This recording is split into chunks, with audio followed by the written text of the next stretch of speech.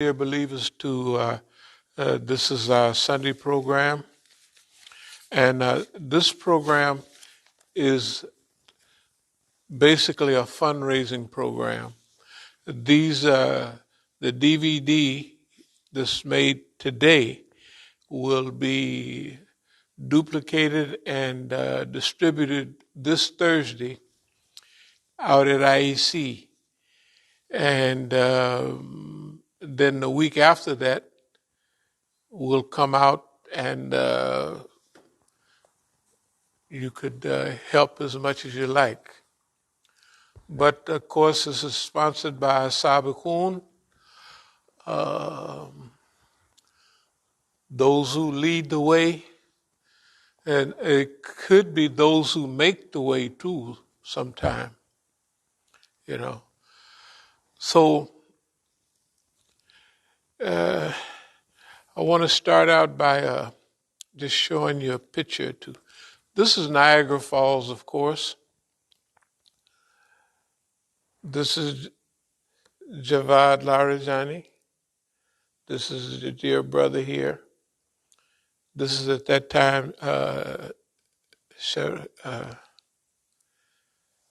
he was the head of the office in New York, the UN mission. This is Ayatollah Mahdavi Khani. They don't have turbans on right here. It wouldn't have been that. This is 1984. You can see Niagara Falls. We're on the Canadian side, and this is you could see the falls in the background. This is one of the first big programs that we had in the West, and it was held in Canada. This is Sheikh Safarazi, and this is our brother from Berkeley, Hossein Nadari. I showed you this because, of course, you know the famous university that was headed by Ayatollah Mahdavi Khani. Okay, you can see everybody's beard is kind of black except his. This is Javad Larijani. He's a big, his whole family is big. Every time you open a paper, you read the head of the Senate or the head of this Larijani and Larijani. And he was a student at Berkeley, and he just finished up. He had just went back to Iran. Just went back. But he also came over here. In fact, when I met him we had a program, the first big program that I spoke at, one of the first, was after the 7th of Tyr. Y'all all know what that is, of course.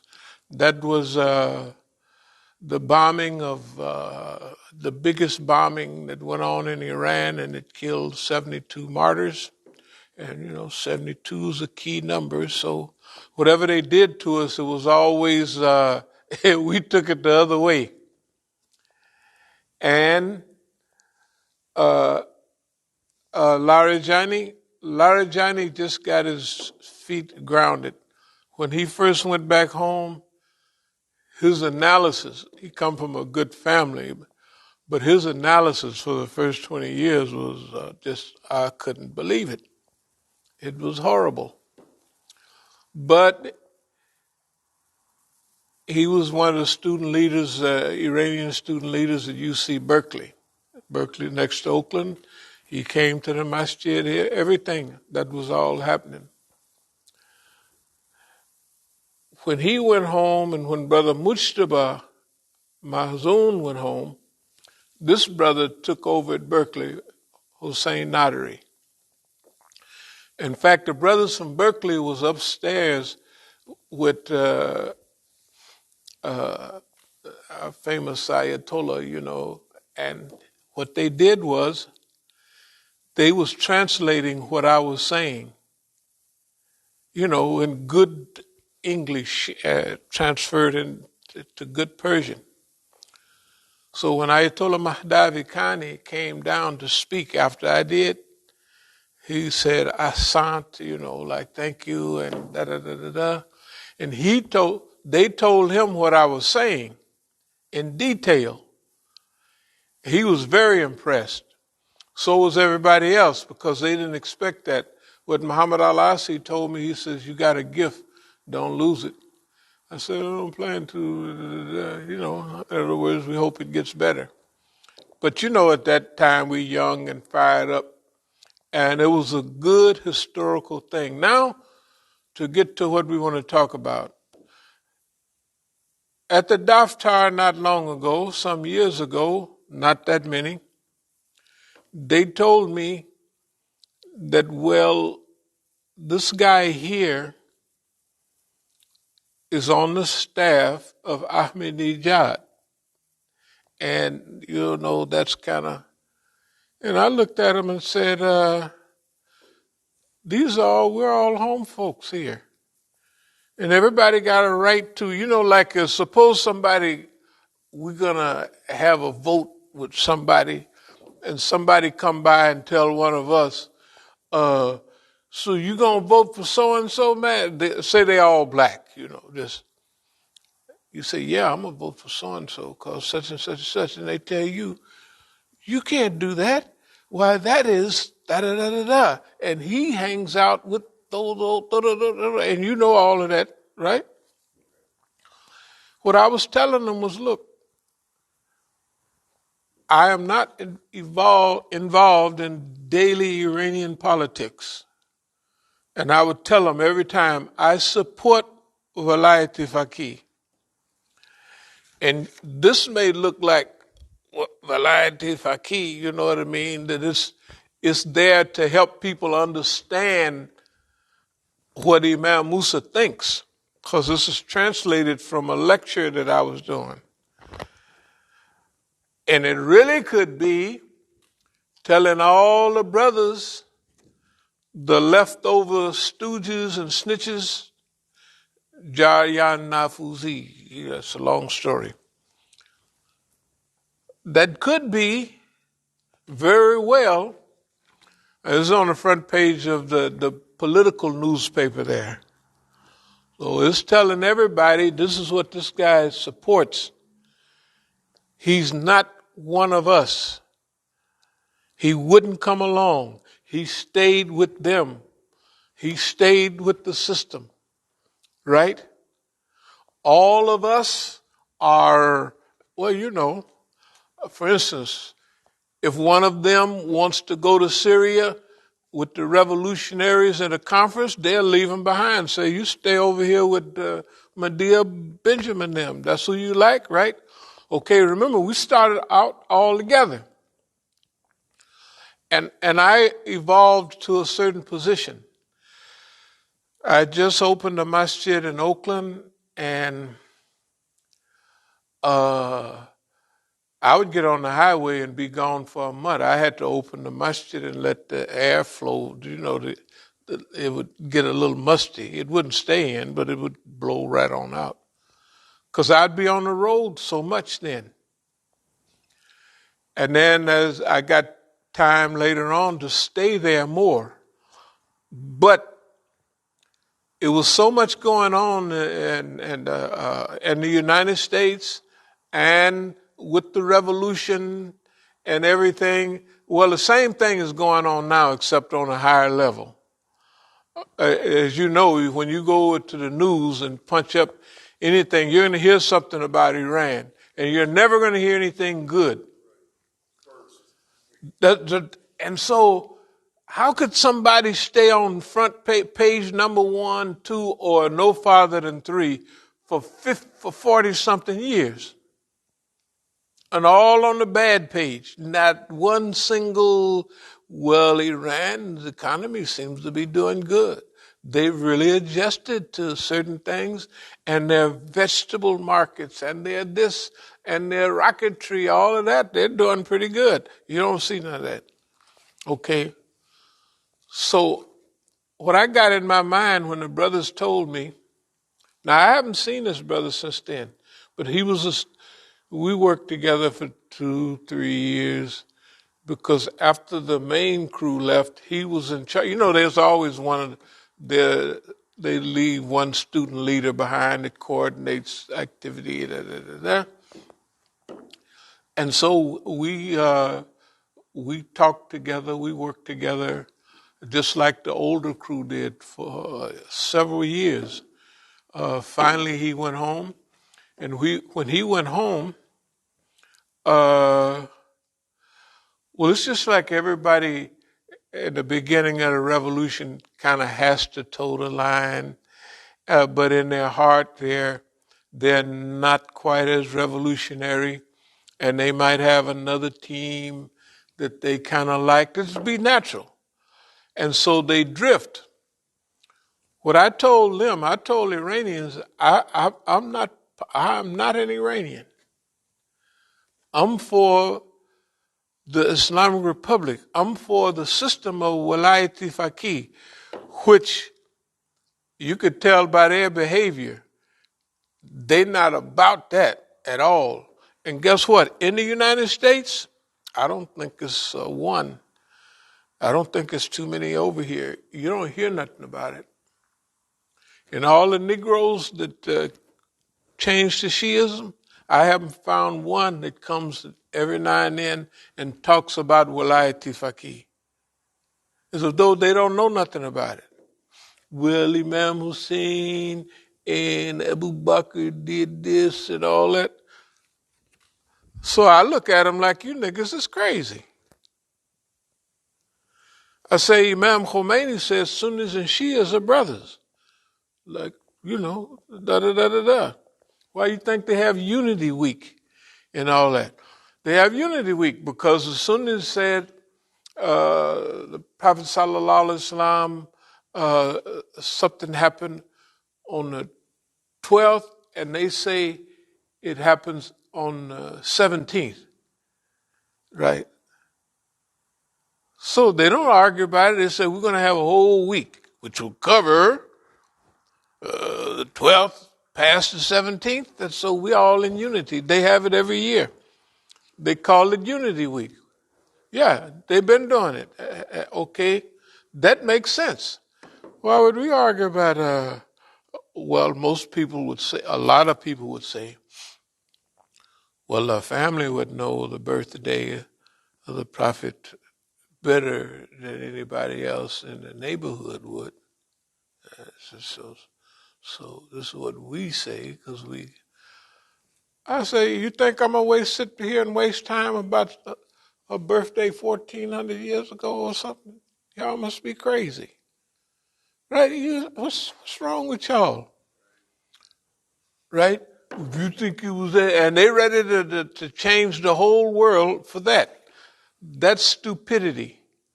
The other thing is there's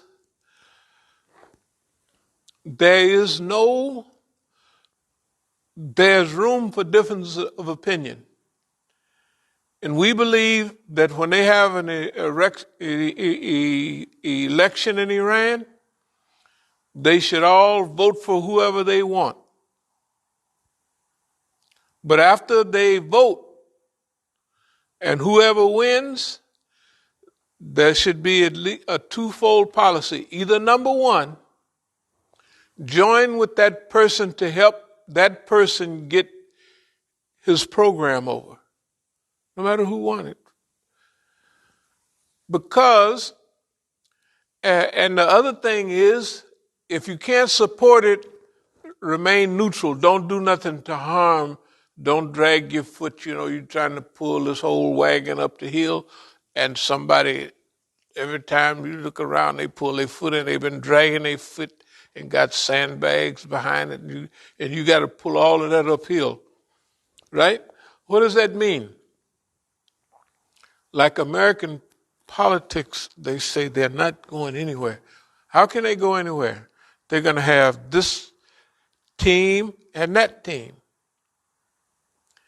And when that team goes in, only the members of that team going to support that person, right? So that's going to leave out the whole 49, 48 45% of us, right? And we're not going to help them. In fact, we're going to use as much power as we could hustle up to stop them from getting their program through. Which, remember, to get a policy enacted or going uphill, it's hard already. So if somebody is dragging their foot and the only time you pull it in is when they ain't looking, you're going to be tired trying to get that program up that hill over there, right? The same thing in Iran. So we told the people, look, I told the brothers, I don't get involved in the minute Iranian politics.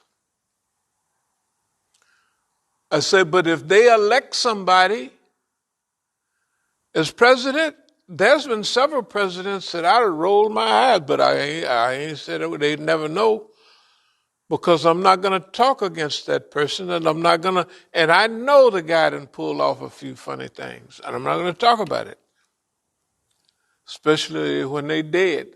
Actually, Mom's maid said about some guy, if you're supposed to say something about somebody that's dead, he's dead, good. You're supposed to say something good about it. Anyway,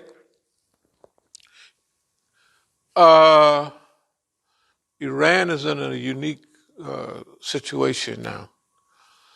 Okay, we've been together all of this period. But now I'm talking to the people. We're going to pass this out at the IEC this coming Thursday. So I want to try to fill you in on a few things that's been going on and maybe upgrade a little bit on a few other things. And if you want to help donate to what we're doing, we're going to be out there the Thursday after next with boxes and what have you after Dua Komil on Thursday night. Well, actually Friday morning in Islam. So we'll be out there. And we want you to help. If you don't, no problem. Let me say this again. If you don't, no problem. We love you anyway, because that's the policy we had to develop in America. Project Imam Hussein in America. Project Imam Hussein. This was several years ago, and I passed that out at one of the last programs that I attended with, the Muslims of North America, Shia brothers. I helped start the doggone thing. Muslim Alliance. Is that Muslim? Muslim Congress, yeah, that's them. That's Muslim Congress. I Indo-Pakistani brothers. Boy, we used to be such good friends. The last program I attended, I was on the podium with Medea Benjamin. And she had wrote a book about Saudi Arabia or something, and I gave my view on whatever we was talking about. And then they asked her, what does she think about what I just said, And after she answered, I briefly told them that y'all got to get your heads on straight, about who's who. And not lose your self-respect and, stuff like that. They haven't invited me since, but that's what I told them. I was serious. I said, what are you doing after she done said something, I done said something, she said something, then you want to come back and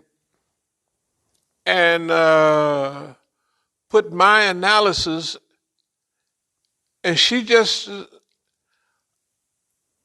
at that time, I said, that's it for the brothers. The brothers, and in other words, their old program that they had in the U.S.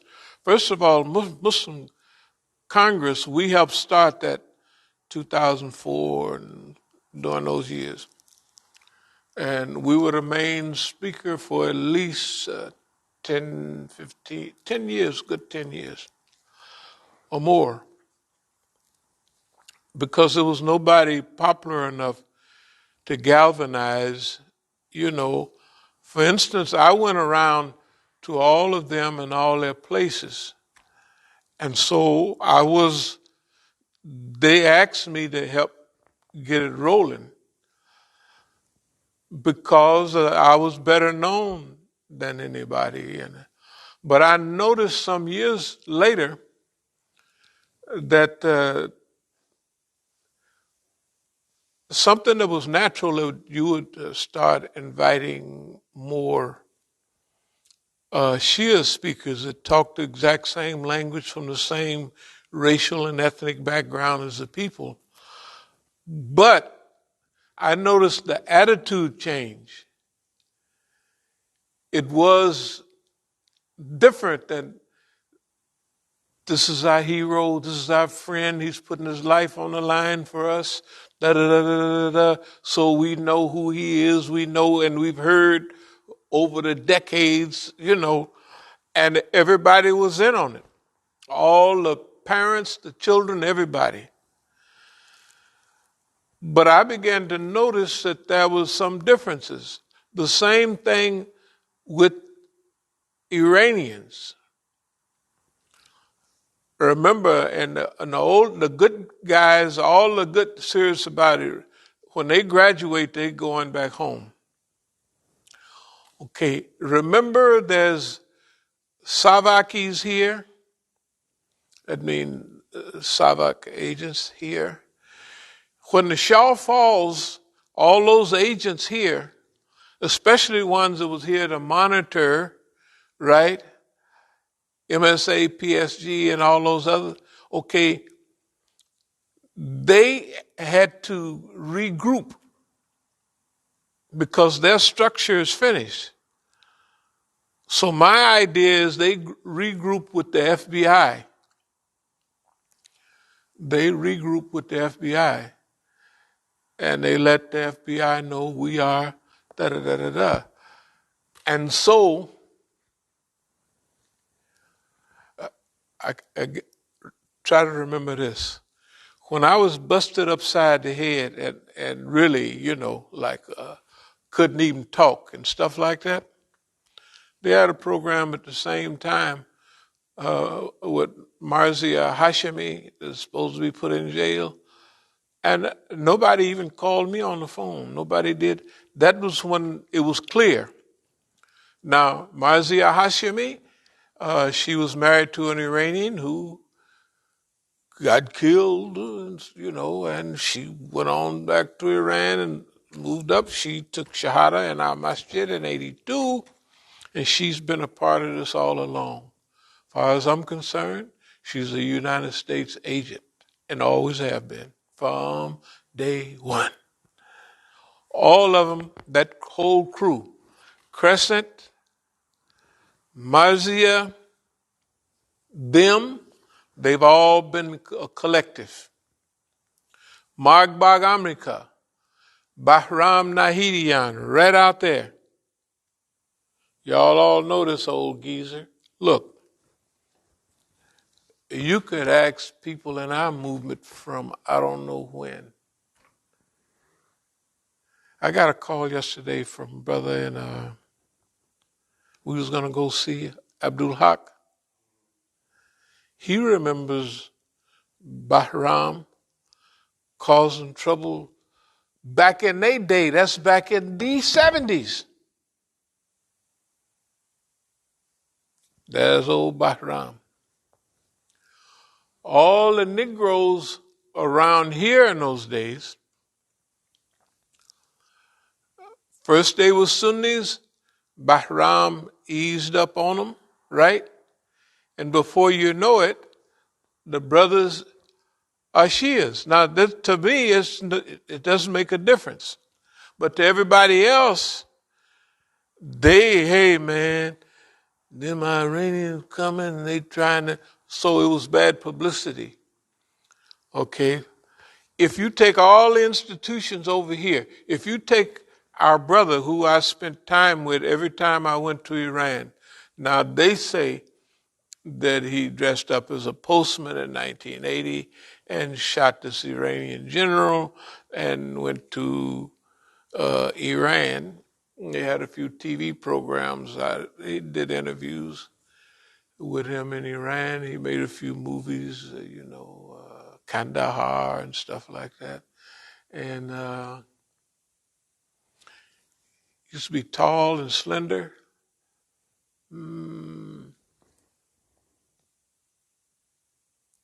180, maybe 190 pounds. I tend toward one, martial artist, top of the line. That was all the time that I knew him, except the last time when I saw him. He came to visit me. He weighed a minimum of 400 pounds. A minimum of 400 pounds. So maybe one of the programs related to trying to get back, to the U.S., but there's no way he could do that. So what about the people that maybe arranged this? I'm not going to mention his name this time, but I'm going to mention it next week. Because see, I've spent time, every time I went over, I would hang with him. Not only language, but he'd take me everywhere. All the groups, any group. He also worked for Kehan International at that time. Kehan Inglesia. He worked for Kehan in English. That was a big newspaper. I don't know if they printed in English. They still printed in Arabic and Farsi, I'm sure. But he would give me frontline space, a whole centerfold, and I'm talking about the National Negro, people like that and stuff like. So we were friends. And I know what happened here in the United States. I actually know what happened. Okay. But it's criminal for somebody to misuse and abuse people and then don't cover their back. You know what I mean? You get them a ticket and you get them out of the country and you give them a place to stay for the rest of their life. And they get so depressed that they eat themselves. There's a reason for that. And if this happens within a year's time, if you see somebody this year and they thin as a rail, ready to fight, not ready, but ready to go, still in top shape, and a year later, you won't even, that's him. And Muhammad Al-Asi was at that program, and he came up to my room, or he came by the room or something, and he saw him, and they talked for a while.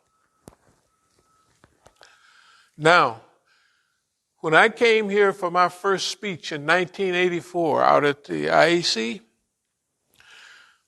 when it was over, I looked across the parking lot and I saw a light-skinned Iranian coming toward me.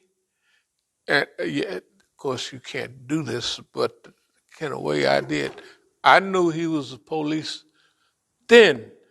Before when I looked at him and he was looking at me and he was headed my way, oh, come on out. I said, I'm telling you. And it proved to be right because I could see how he slicked up on the immature brothers that was here. Oh, rubbing them on the back. Oh, giving them a little something they need. What he thought the hook was with me was, hey, you need a place to stay. So he was he had charge of the Muslim house on 16th Street. So I gave khutbah there so just imagine, I come from Oakland, I got a place to give khutbah and a place to stay for all that the end of the summer up until the winter time. And so, when finally I had to move, hey, why don't you come on out to the farm? I said, I'm not in no shape. I just find a place around here. And so I was looking. In the meantime, I had to move my books, So he said, you could bring the books out to my garage out on the farm. So I said, okay.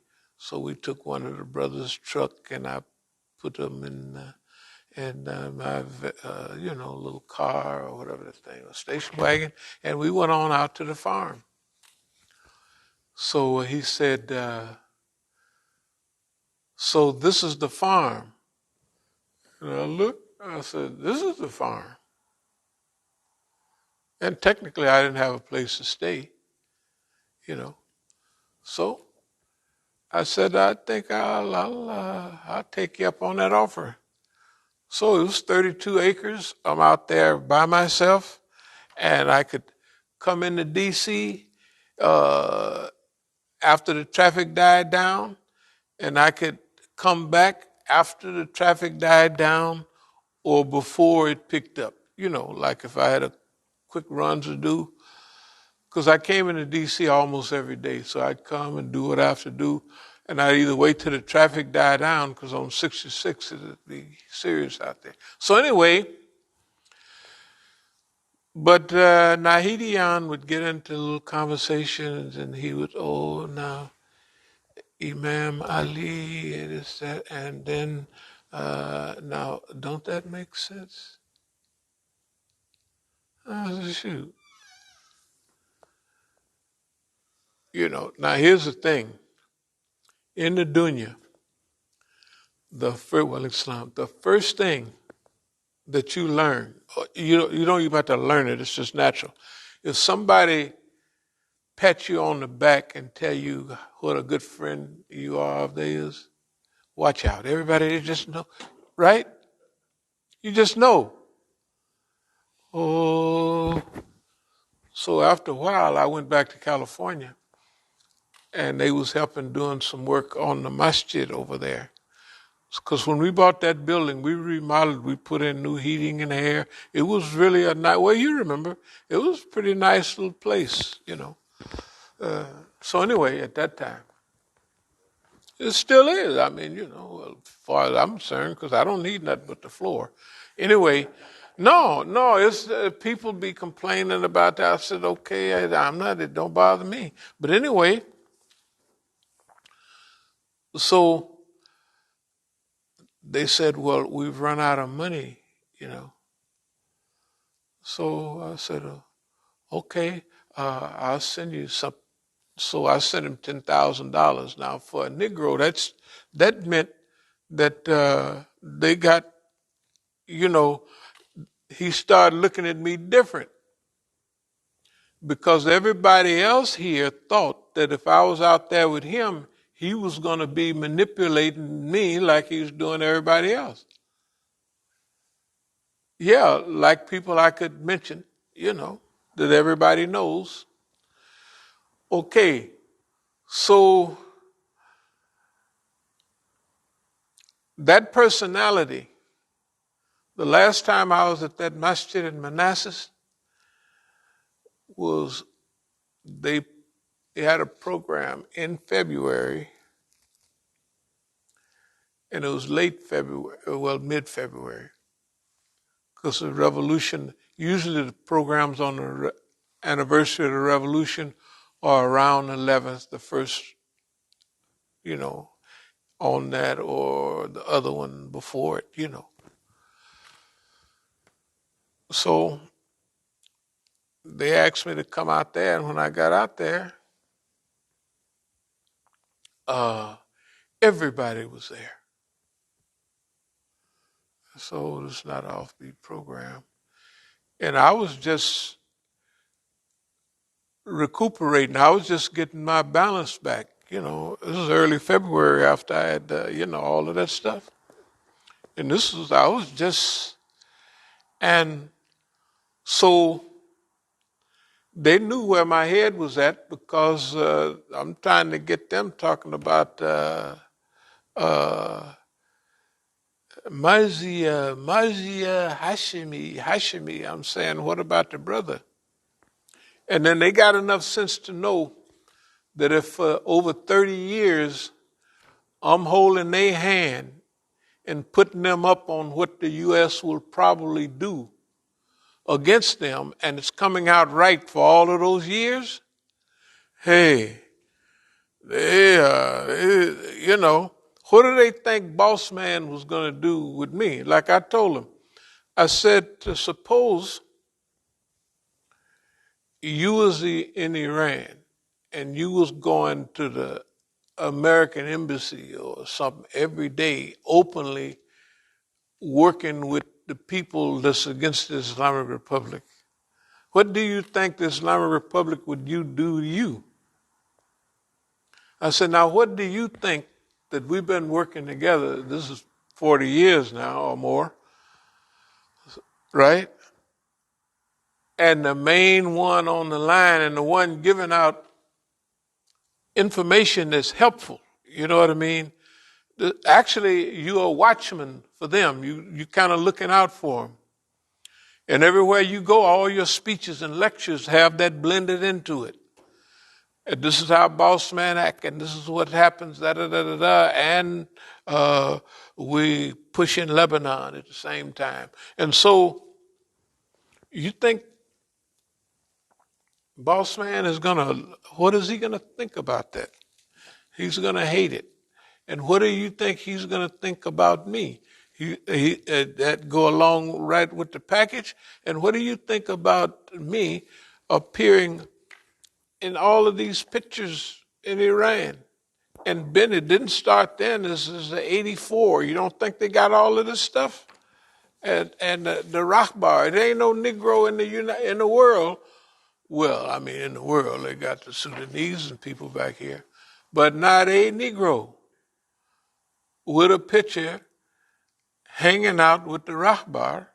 And they know it's more than that going on because they know who's who and what's what, right? I mean, think about America. If here's Muhammad Ali and here's the people and come to see him, and we done fattened his pockets up, when he was really in need, and the people don't call and say, hey, man, we need somebody to do his janazah. They call people that have nothing to do with nothing. They are stage actors. Stage actors, right? Yeah, they're stage actors. And that's everybody is singing that song. When people get out of prison, when people do this, that, and other, there's a don't go see him. And they can't go see it. There's nothing they can do. They can't do it. Who wants to go back to prison after being in the pen for 30-something years and everybody coming to see you is the police? You kind of feel it, but I know it. When I was in Oakland, I'm going to see so-and-so. You want me to tell him anything? No, ma'am. Nothing. I got to go. You know what I'm saying? I'm just telling you. Okay. The points I'm making to you, our dear Iranian brothers, is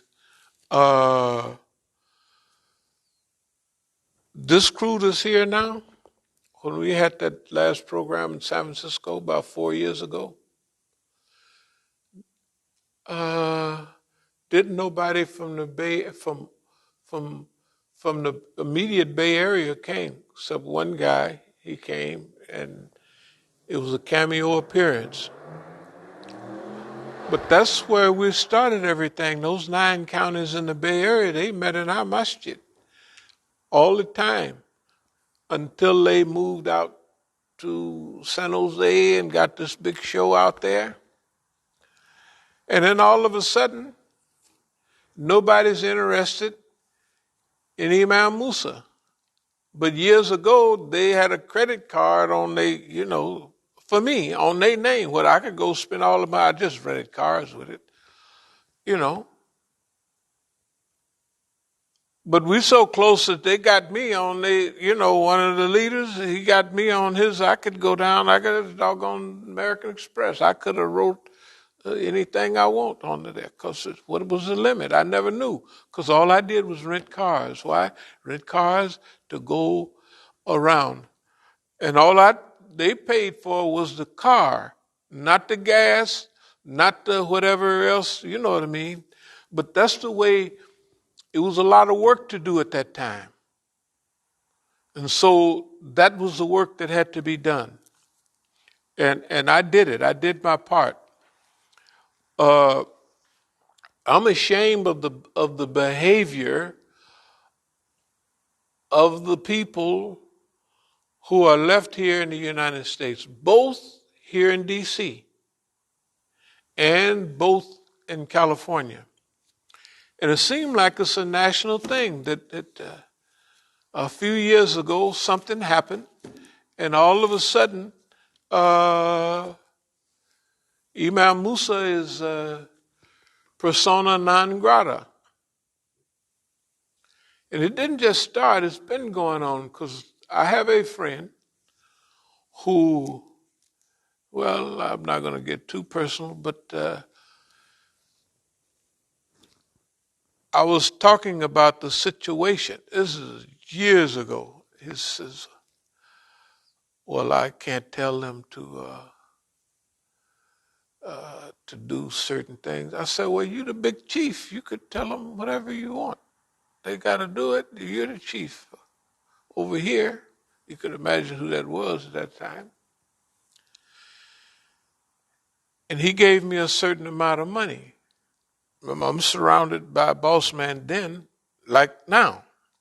It's probably about the same now as it was then, because it was ironclad. They called it in the dunya, wake you up and put you to sleep. Boss man, he gonna wake you up and he gonna put you to sleep. And if you stir around at night, like if I go out and happen to stretch, there they are. It's okay, I love it. Because you managing your environment, and other people, it makes them feel uncomfortable. But anyway, it's very difficult to find people that will explain to you their environment that you are in and how to escape or how to minimize the damages to you. Okay, as the years go on, people really begin to appreciate that. They appreciate it from the very beginning. And if you looked at it as your job to protect, let's say, call it the system of walayati faqih and the people you're working with, no matter what the race was. Example, we was in L.A. and I can understand how Iranians feel, because down in Houston, in those days, they spent $3 million on a big, that used to be the headquarters of free Islamic literature, which meant Shia literature in those days. And all the Ibrahim Yazdi, all the big brothers was not technically down there, but that's where they distributed their literature from. And so it was a group of Negroes. They was, as soon as it first came from Ohio and other places, and they landed in Houston. By the time I started coming through in 82, they had ruined all of that money that they had fronted to it was, and they drove me by where it was a big, it was fruits, markets, and all of that. They gave that to them to develop. And then they blew it. And then they was telling me, yeah, we're not going, I'm not going to go around giving no more speeches, because I said, well, it couldn't be too bad because they bought that for you and they did this, they did that. And then the way I was looking at it was y'all blew it. Other big money things. There was always discussions, especially places like LA, where we need economic stability. So it was all kind of schemes coming up. So at one program, we was talking about to the UN ambassador and talking to the Negroes. There was one thing like this on frozen fish. It was a thing. Iranian fishermen catches tons of catfish. Shias don't eat catfish because they eat according to the biblical, some type of crabs and stuff. They don't, man alive, Now everybody else, they eat all catfish. You go to Nigeria somewhere where all the Muslims are, they'll beat your arms off of you. That's catfish, man. What you running off with my catfish, man? That's anyway. All the other Muslims, right? They eat them, and they eat whatever. If it come out of the ocean, it's halal for them. I don't care what it is. Even if it's an eel, you can eat it. I'm eating something in South Africa, and I told them to order because I ate it before. It was a fish dish, and I said you could. So I asked one of them, actually, what is this I'm eating? He says, I think it's eel. I said, well, I ain't too happy about eating eels, so I just set it aside. And I didn't order that no more. Not that it didn't taste all right, it was fine, but I'm sure snakes and all that tastes good if you cook it right. But anyway, so here we are. They said we can get freezer containers. Freeze them real quick. All the catfish and other stuff that we don't eat, we could freeze them and maybe it was all these kind of proposals. You know what I mean? A big freezer thing full of, that's a lot of money that Negroes can make. All kind of schemes like that. So the thing about it was, I'll give you an example, in 1984, that Quds demonstration in LA, boy, it was a good one. But they had police marching 8 deep, you know what I mean? And then you look up on that street up there, like, in LA, the streets run parallel to So you look up on that street, and there's the police. And you look up on that street, and there's the police. Then there was a group of brothers in LA and there was a group of brothers in Oakland that had left this place called Baitul Deen. Somebody got killed in the swimming pool, and they all came out to Oakland. A long story, and their job was the children to recite, imagine in those years, recite beautiful poetry and everything, poetry and Quranic recitation. That was big then. And it would win the hearts of the Iranians, and they would cut us off from Iranians. It didn't work. In fact, it drew us closer together because they could smell what they, later on, the guy collected all the welfare checks. All ladies was on welfare, of course. They collected all the welfare checks and he run off. That was just a scheme, so everybody had to leave. In other words, they gave him an exit, a government exit. Okay. Now this stuff I'm talking about started way back then. So anytime we talk about something now, this is not new. It's been going on. It's the 55th year of the cycle, the same repetitive cycle. Okay, so anyway, way up in 86 or something when they was stealing all my stuff, the government, I would talk to some of the brothers. I said,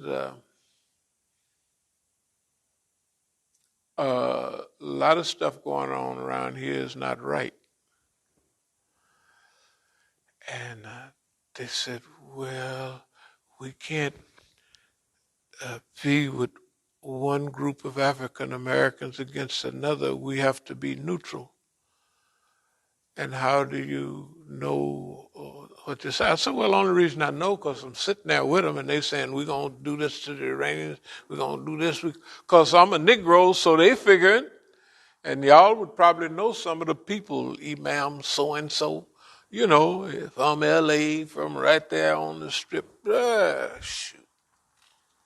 Hey, man, if you run across a good Muslim, would you introduce them to me? If anybody run across one that's not telling on everybody. That's just one. That's all I want to be. It's okay. So even when they would go back to Iran, I would talk to them and say, yeah, maybe we could try a little heat. It's getting a little chill, see what happens. But anyway, I knew who they was because they were African American and they was trying to drag me into the scheme against the Iranians. I said, hey, this is our brothers. I ain't doing that. I didn't tell them that. I just, I think about it. Because I wanted to keep getting information. And come to find out that finally I had to tell the brothers, we had a big conference in Canada, the one the year after the other. And they say we're trying to have the meeting, the unity meeting. Here's what the unity meeting was. If the Negroes can get themselves together, there is a hint at, because it would always be one of the Imam's representatives there. And the idea is we can't support one group in America. We have to support a movement. And them Negroes would make sure they would start fitna at every different, I said, so they came, now the Iranians trusted me 1,000%. So they came over to my room early this morning after Fajr. They say, Imam Musa, we're going to have the conference now for the Negro conference. I said, I ain't going. Mm-mm. Then they said, they left, they came back, they said, if you don't come, the brothers are not going to have it. In other words, they didn't trust none of the other Negroes. Rightfully so. Rightfully so. And you got to remember what happened here in D.C. When I came here to D.C., the first thing I hinted at it, what Negroes was working for the Iranians. That would tell me who the police was. It didn't make no difference who it was. I couldn't. It don't have nothing to do with that. But and they come out like that. Some never said they worked for the Iranians, but after a while, you'd hear and you'd pick up. So anyway, here's the poor brother on y'all's behalf in the middle. You got Iranians going home and everybody wondering what's happening. And then you got the Negro, that the Negro is not going to support anybody that's not from amongst them, that's not stealing. They're not going to do it. They don't want we having no honest Indians here. No. I don't care whether it was from Panama. I don't care whether it's from the Virgin Islands. I don't care where they was from. They was not and they did not support. And they would actually technically side Negro Islander style harass you. There was only one good one, and that was he just passed away, Yassin Abu Bakr. But Yassin Abu Bakr had a problem.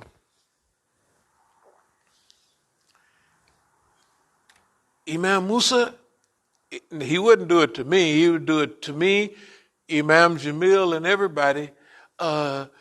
We got this going on down there. We got to get some guns, and can you help us get guns? I say, you can't talk like that here. I said, do you know who's in this, who's here? And lo and behold, when he made a move, wherever he got the guns from, they was waiting for him.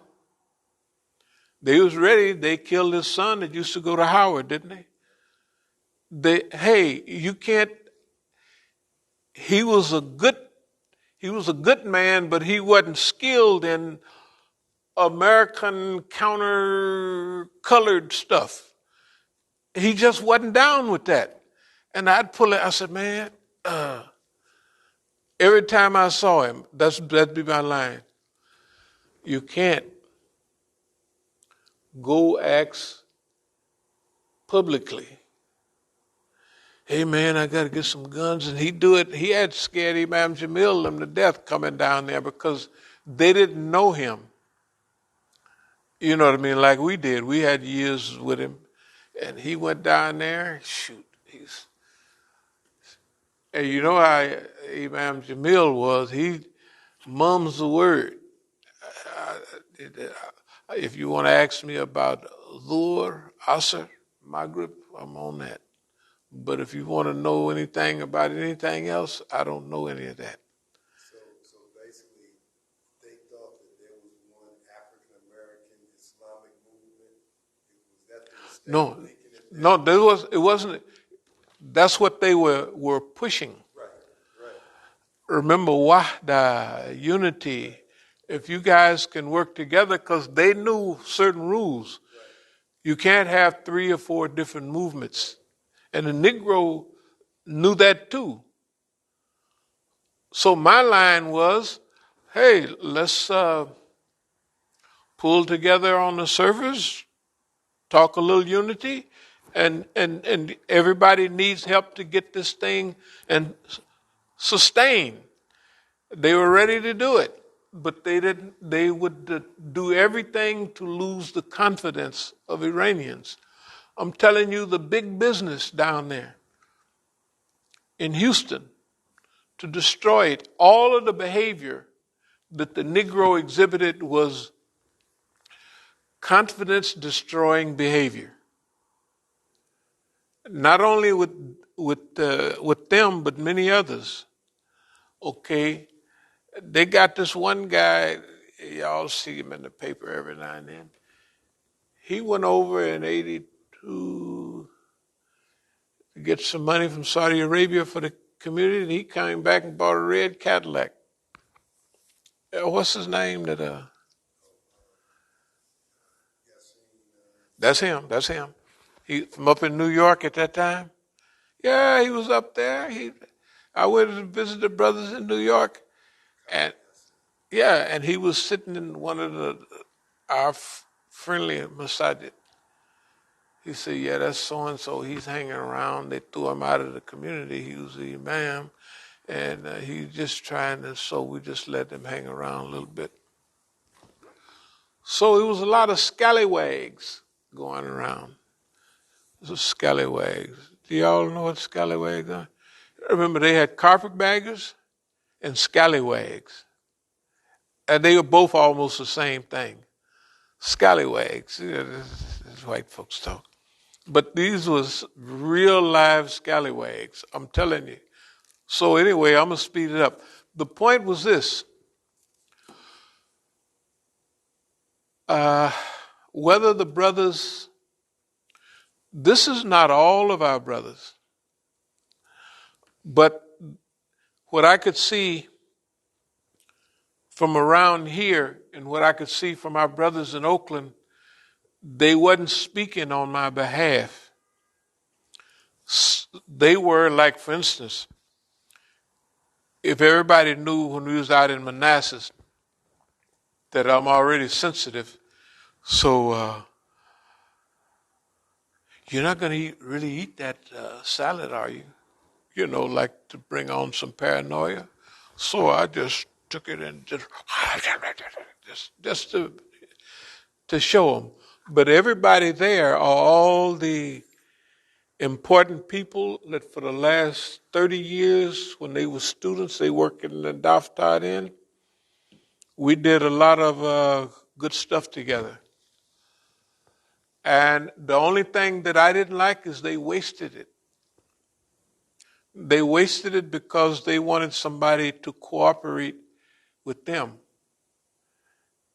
And I'm sorry. Look, there's right and wrong. You can't cooperate with something like, you just can't do it. At least I ain't made like that. And I didn't. I said, no, I ain't doing that. And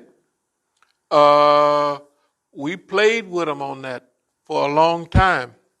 I don't have time to tell you the details of some of the games we played, but we had to know for sure who we was dealing with. And so I had to find out. For instance, if I went to, let's say, country 2 on a semi-regular basis to do programs, and at that time they might send a little donation back. Right? When I would get home right there in front of Sister Bahia, I would uncover it, not showing off, but yeah, brothers looked out for the brothers on this go round, and then another time, and then another time.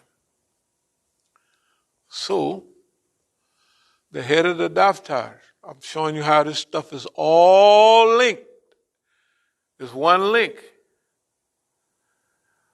Now, Imam Musa, when da-da-da-da-da happens, don't say nothing to your wife. Yeah, that's what he said. It's Iranian. He don't know nothing about nothing. Why he say it? Because they're all on the same team. They're all on the same team. The Iranians got some things that they don't want boss man to know. You see what I mean? Like even the air quote here, handkerchief-headed Iranians don't want boss man to know. Like, Right. No, there's some things. Okay, remember double agency. In a group of stool pigeons and tattletales, you got all different levels. They got some that'll jump off the bridge for boss man. They got some who are double agents. They ain't for nobody. They for themselves. Or they play this and that way to see who's going to win, right? And who's going to lose. And they start smelling, okay, look like he's going to win. Like right now, Iran have held on so long and things have spread. It don't seem like much, but when you get people looking like they might win in Yemen, and you get brothers in that are in Lebanon, and they doing the same thing we do here. When they shot them brothers a couple of weeks ago, they did not respond. Just like when they busted me upside the head, they knew that I would respond because they done studied everything around me and about me, and they knew, right, that I would respond. Or if anything happens, they're still going to get a chance to open up my head wide open and put in there anything they want. Right? Well, this is the way I was thinking about it. Well, I had to reason. They plan. Well, we missing a few things. So we got to get up on what's happening. Right? For this level that we ain't nobody playing now. So that's why I said when I was sitting there looking stupid in the hospital, I was just saying, what did I say? Positive. There's something about, not positive, but optimism. You got to be optimistic. Don't worry about how pitiful it looks. This ain't pitiful. This is great. I'll give you a quick example, not to change the subject. When boss man got you wired up, it's even more dangerous for him. Example.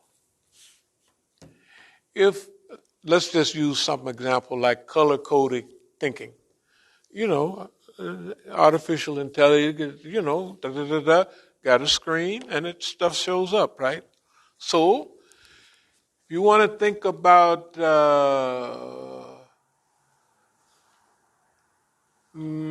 advertisement or putting out something or something opposite of that, you could think of something close to that, and it won't show up as red. But when they got your mind blotted out and they think about this, a red dot shows up, right? So you Negroize it so that when you think about red, you train yourself to think about pink. Pink is close to red, according to how sensitive the machinery is that they got, right? And red means da da da da da. But pink means something close to that.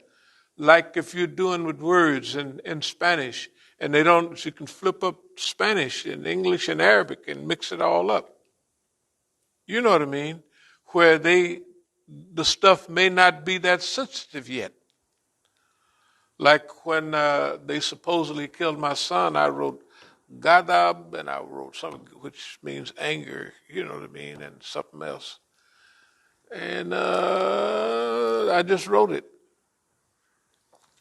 No, mentiras, they're lying. It's a lie. He ain't dead. You know, I wrote mentira, then I wrote. So you don't need the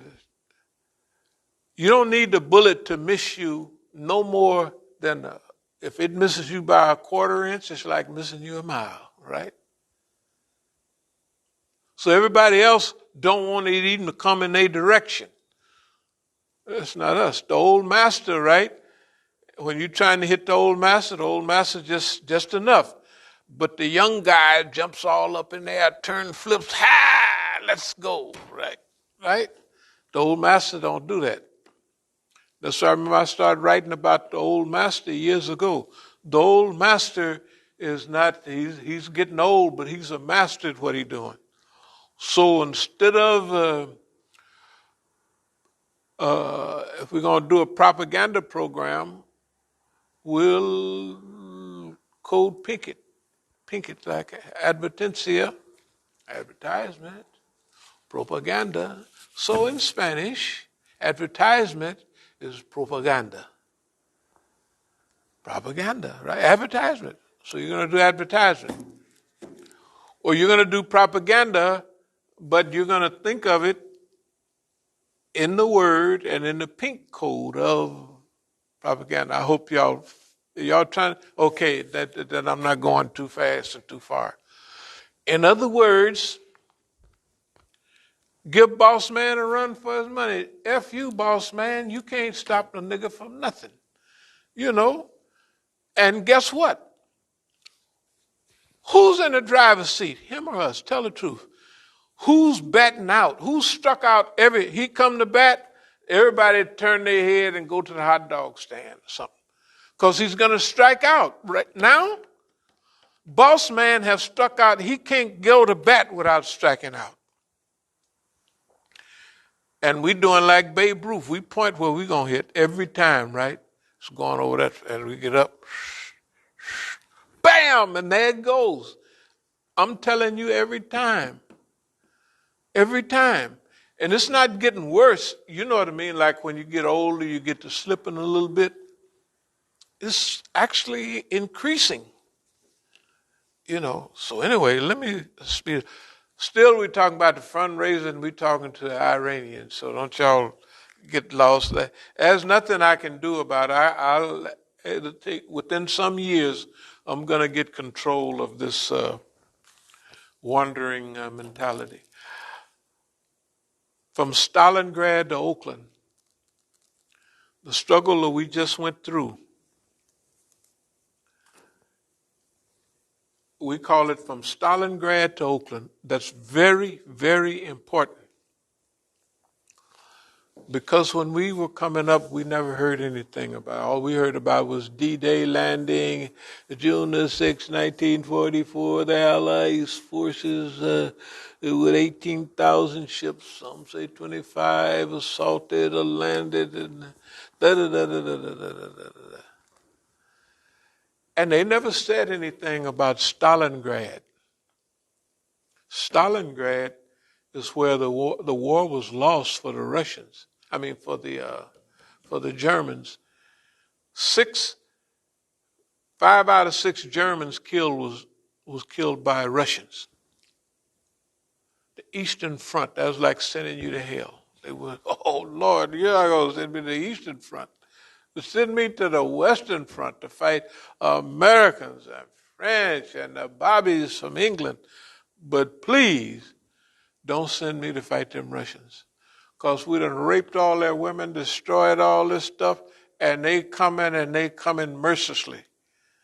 Hey, and they not worried about whether they're going to be here forever. We done killed 28 million of them.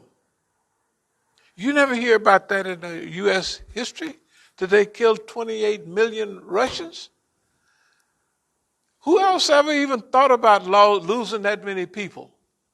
28 million people, according to everybody's count. That's people, man. I mean, that's like a lot of people. You know, okay. So Oakland was Stalingrad. We stopped the white man and the Zionists in Oakland. We didn't already won that battle. We'll go back and collect whatever soon. That's where we're going back. But the battle's already won. Okay, so they can accredit us with the battle. They could say yes in court. They could do what they want. It don't make no difference. We already won the battle. We designed the battle and we won that hands down. They didn't win nothing. We're gonna break the heart of these Negroes there talking about this masjid is yours. And we're rolling in and we're taking it and we said, hey, knock yourself out. I have to tell you what that was right here. We've talked about it before, but you got to remember, we've been doing this a long time, dear believers, and we have a good idea. Does anybody remember designed fitna? Designed fitna. That's from like 2011-ish, 10-ish, 11-ish. Okay.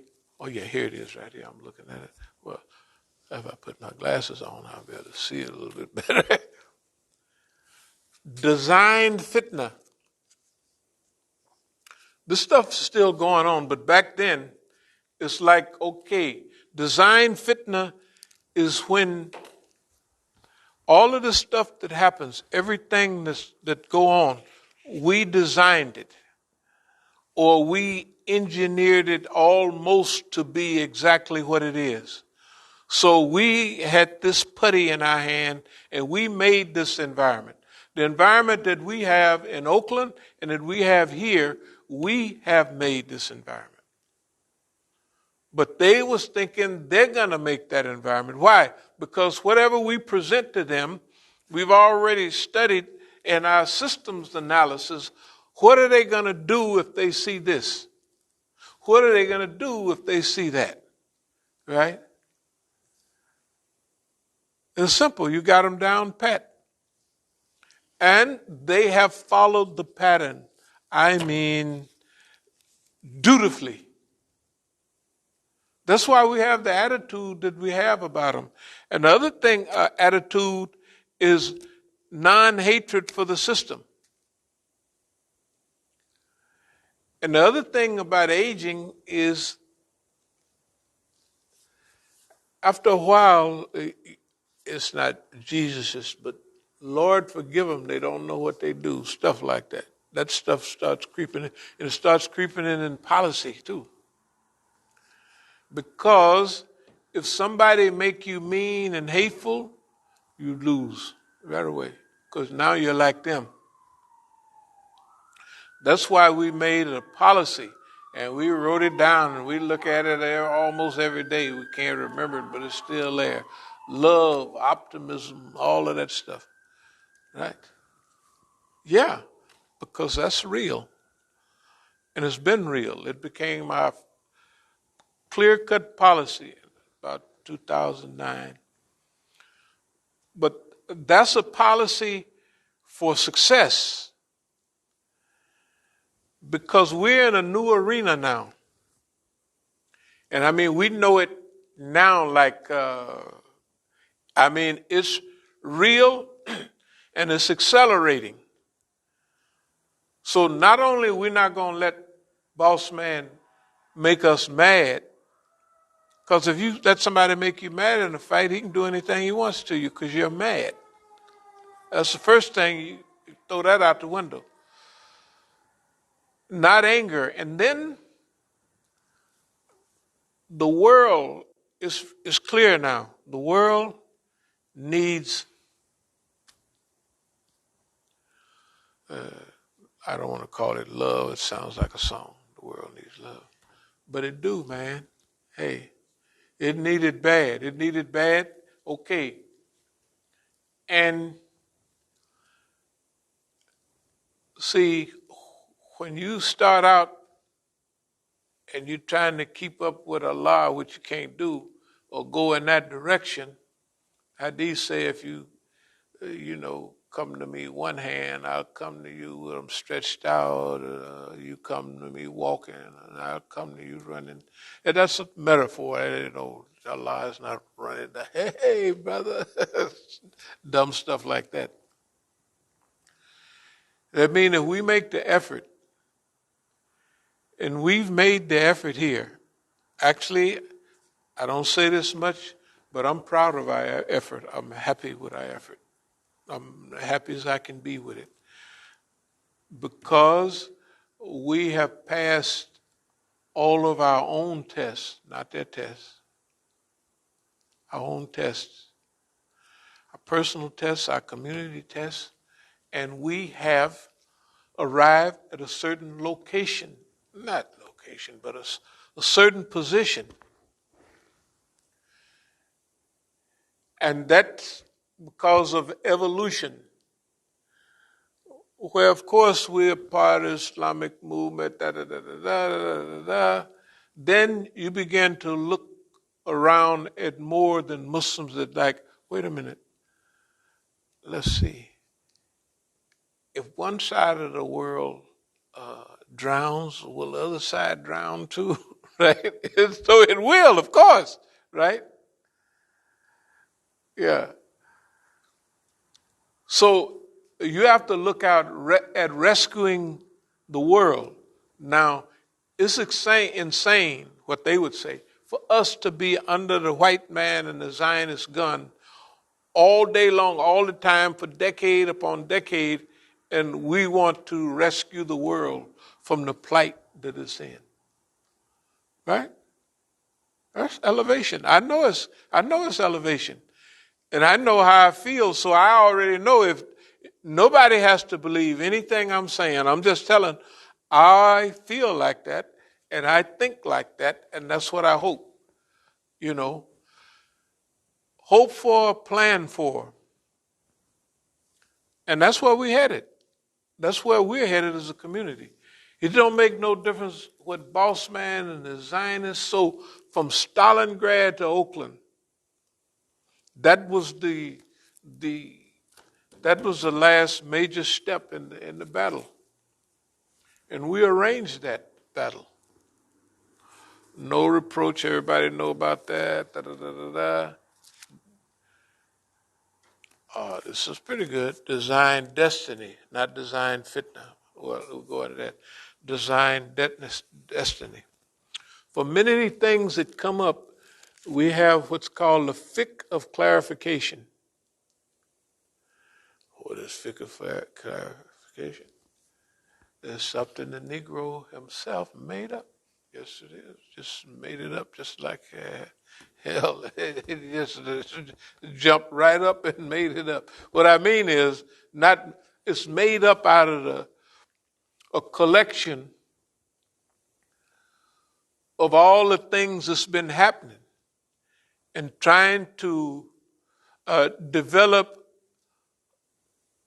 a fiqh, to know, to understand, a clarification on what to do with all this stuff in modern times. We have artificial intelligence. What are you going to do with it? What's the boundaries? Right? What are you going to do with it? What are you going to do when people can figure out they got so much data on you that they can predict your behavior within 1 or 2 degrees? Right? They can do that. And that's why you get advertisements. It seems like they wrote it for you. Yeah, because they got all your computer information, where you shop, what you do, what da-da-da-da-da-da. Your credit card and told them, well, he shop at Francis's juice shop, at Joe's hamburger joint, and right, he buys shoes down there at Bally Wally's or something, right? From Negro Shoes, right? They got all of that so they can design a doggone advertisement for you or people like you, and it's accurate. It says, shoot, it's not the situation of large numbers. That's different. When they send out all these advertisements, they know if they send out 100,000 in the mail, 2,000 are going to go to the places. And they've calculated that that's enough to take care of the advertisements they spend. Okay. This is different. This is more specialized. This may be designed to the level of 80% accuracy on motivating you to go buy something.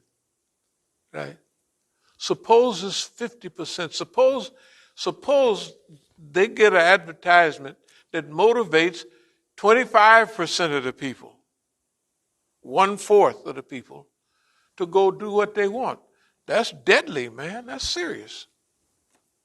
Okay? Suppose they can take the accumulated knowledge and they could run it through their system and they're 90% accurate, headed toward 95% accuracy, right? So suppose you was at a gambling house and you had it down where you can pick the number 9 times out of 10. Would you be rich or wouldn't you be rich? Of course you'd be rich. Because you're going to win 9 times out of 10. Right? That's what modern stuff is. You and I, the Muslims, in our group, we got to get together fast. We got to get moving fast because last year, we'll just wait and see what happened. And so many million people do this. We're just happy about that. But that was the last period of just cruising because everything is accelerating. Jahiliyyah is accelerating. The decline of America and the West is accelerating. And I mean, look, and it's no holds barred. We headed downhill and we got our foot on the gas, right? That's America. Now, this is similar to the great periods in history where we read about this Sodom and Gomorrah happened, this happened in Egypt. Those incidents were very real incidents or approximated for scriptural purposes. You know what I'm saying? The storyline is there to give you a point. You know what I mean? Okay. So,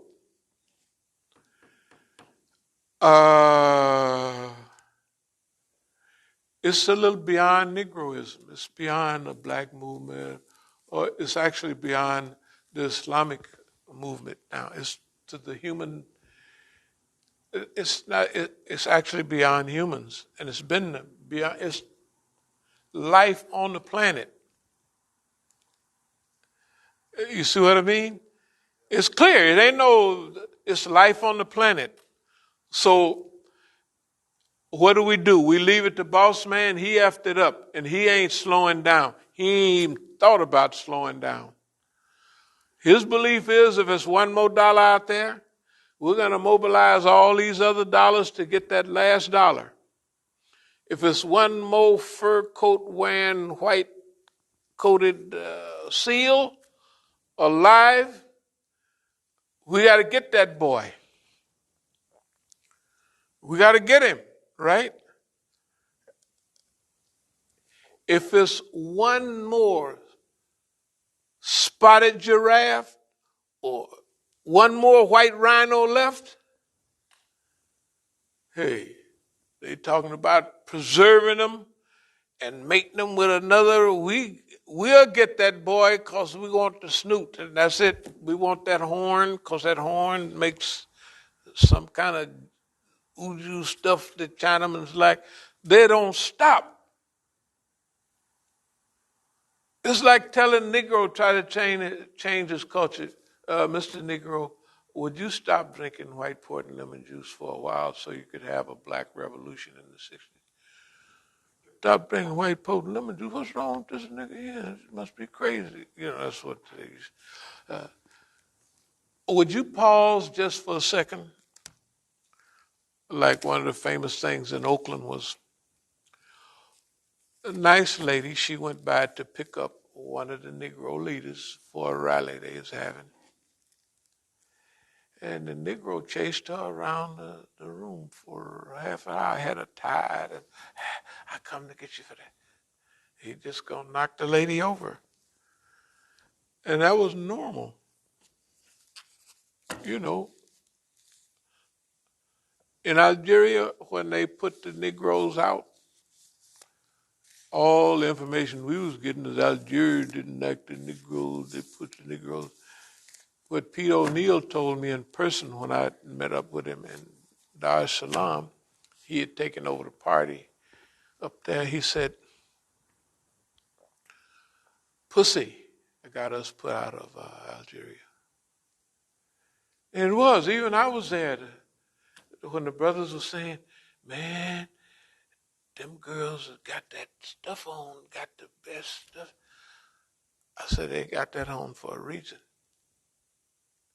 Well, like, you ought to hear them when they, ooh. I said, I'm all right there with them. And so I know what got them put out. Negro characteristics.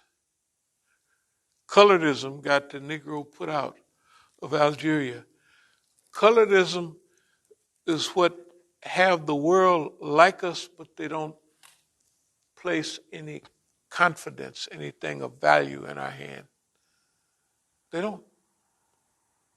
You can sing all you want, but we're going to handle the inflow of the music. You can do whatever you want, but we're going to take care of that. There's not going to be any more Michael Jacksons that buy his own stuff, so one day he lived as long as he did, that control his own stuff, right? And own the Beatles music and all that stuff. Yeah, he lucky he lived as long as he, did. Get that hot shot of heroin, whatever they gave him. But he had too much business sense, right? And we can pretend to do this. Okay, let me get back to these Iranians. You Iranians out there, y'all got to be good. I tell you, you just got to be good. Psych out Zionist Americans. See, you got to give credit to where you haven't had the sense of the time. Well, you got the sense, but you haven't had the time and you don't think like this. How are you going to psych out the Zionist Americans and they run everything? Psych them out. You don't think like that. Okay. What you forget is, if y'all got all of this stuff rolling and moving and missile technology, all you do is leave the psychological psyching out the Zionists and stuff to us, not all the missile technology. We don't want to be bothered with stuff we don't know nothing about. But we know about Boston. We do it all the time. We whoops boss man's behind. Y'all don't even understand what it means. Because you don't think like that. You don't think like that. You're not made like that. So we want to offer the world what Allah have given us. Right? That's all we want. Okay. So I'm going to get ready to close. You can donate if you want.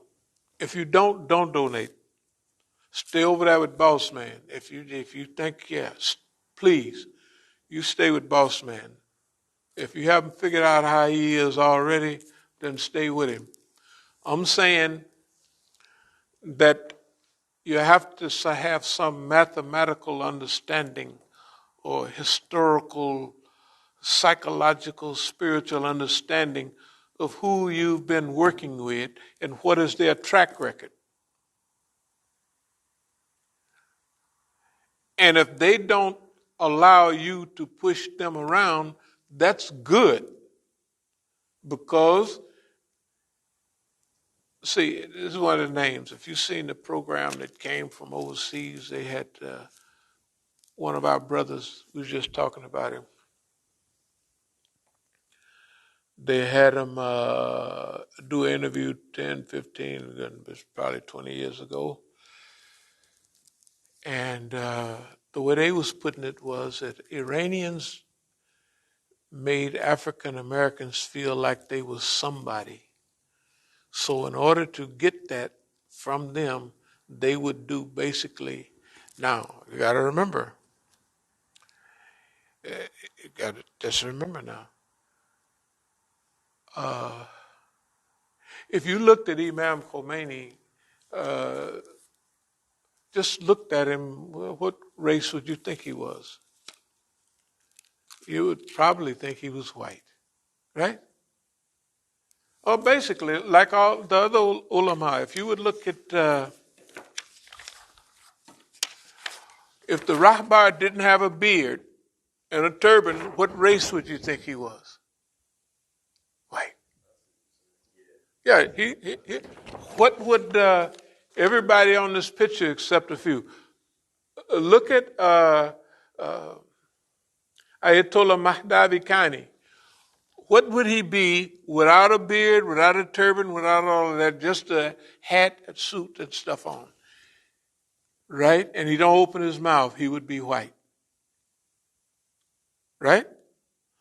So the white man in America thought about us, that we've conditioned the Negro to be subservient to white people.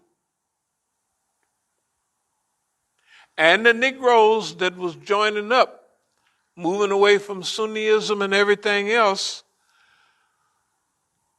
the white man here feared that the Iranians would make the Negro feel like somebody, and he's,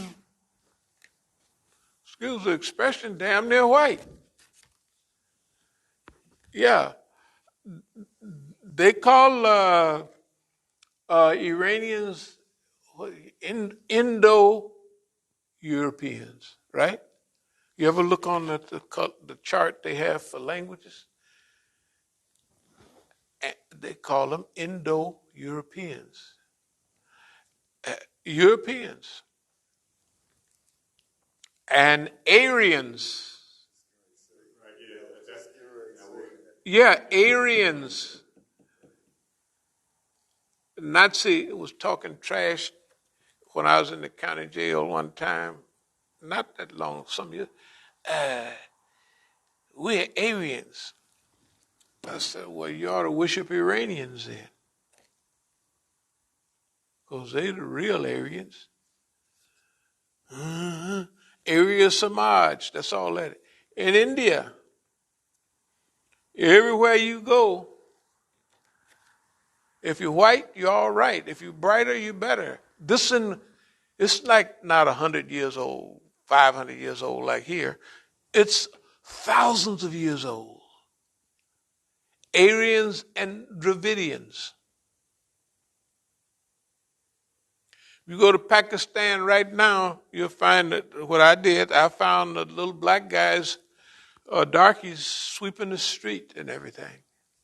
And if they want the right kind of woman, the lighter the better. And that's why they was having Hashim teaching in the school down there, Hashim Alauddin. Just set aside how Malcolm's grandson got killed. We'll get to that in a minute. We had a meeting in Oakland,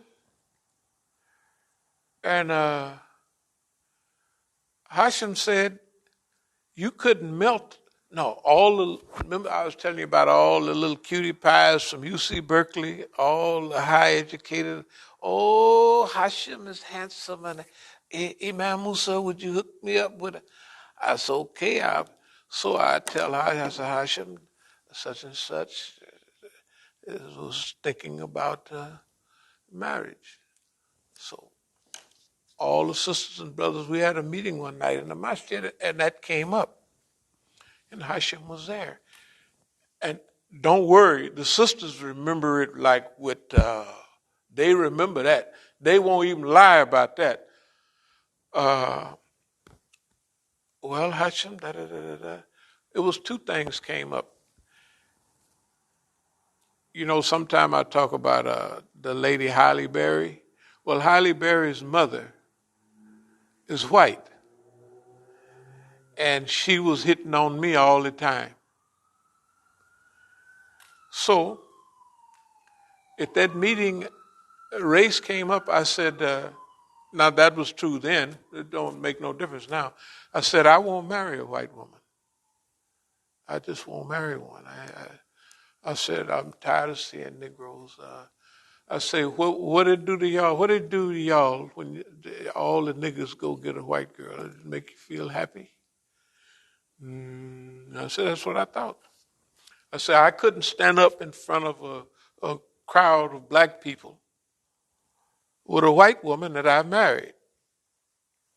You know, because we're still coming out of the black days. To me, now it would make no difference. It doesn't make any difference at all. But at that time, I said, I will not marry a white woman. But her daughter was different. Halle Berry's is mixed, and her daddy was black as anything around here, this thing here. So that means she wasn't that light, you know what I mean? She was, but anyway, she just had what they call good hair. But all them people was saying to Hashem about marriage. He said you couldn't melt a black woman and pour her on me like you melt butter. You couldn't. Excuse the expression. I said, God damn, nigga, what the hell is wrong with you? I mean, of course, I've heard it before. All of my so-called, not all of my friends, but some of them were like players like and culturally deprived, and they didn't, they wouldn't. I ain't gonna be going out with no darkie. I don't do that. You know, that's just what he thought. This is pitiful. I said, dog, man, you always serious. I said, but Hashem said that.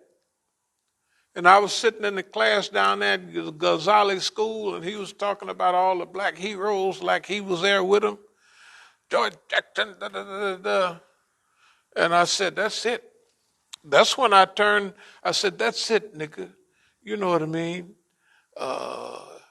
And then when that boy come out of the penitentiary and he took allegiance to Hashem Alauddin, and they got him down to Mexico and beat him to death with a baseball bat, those niggas, something is wrong with them.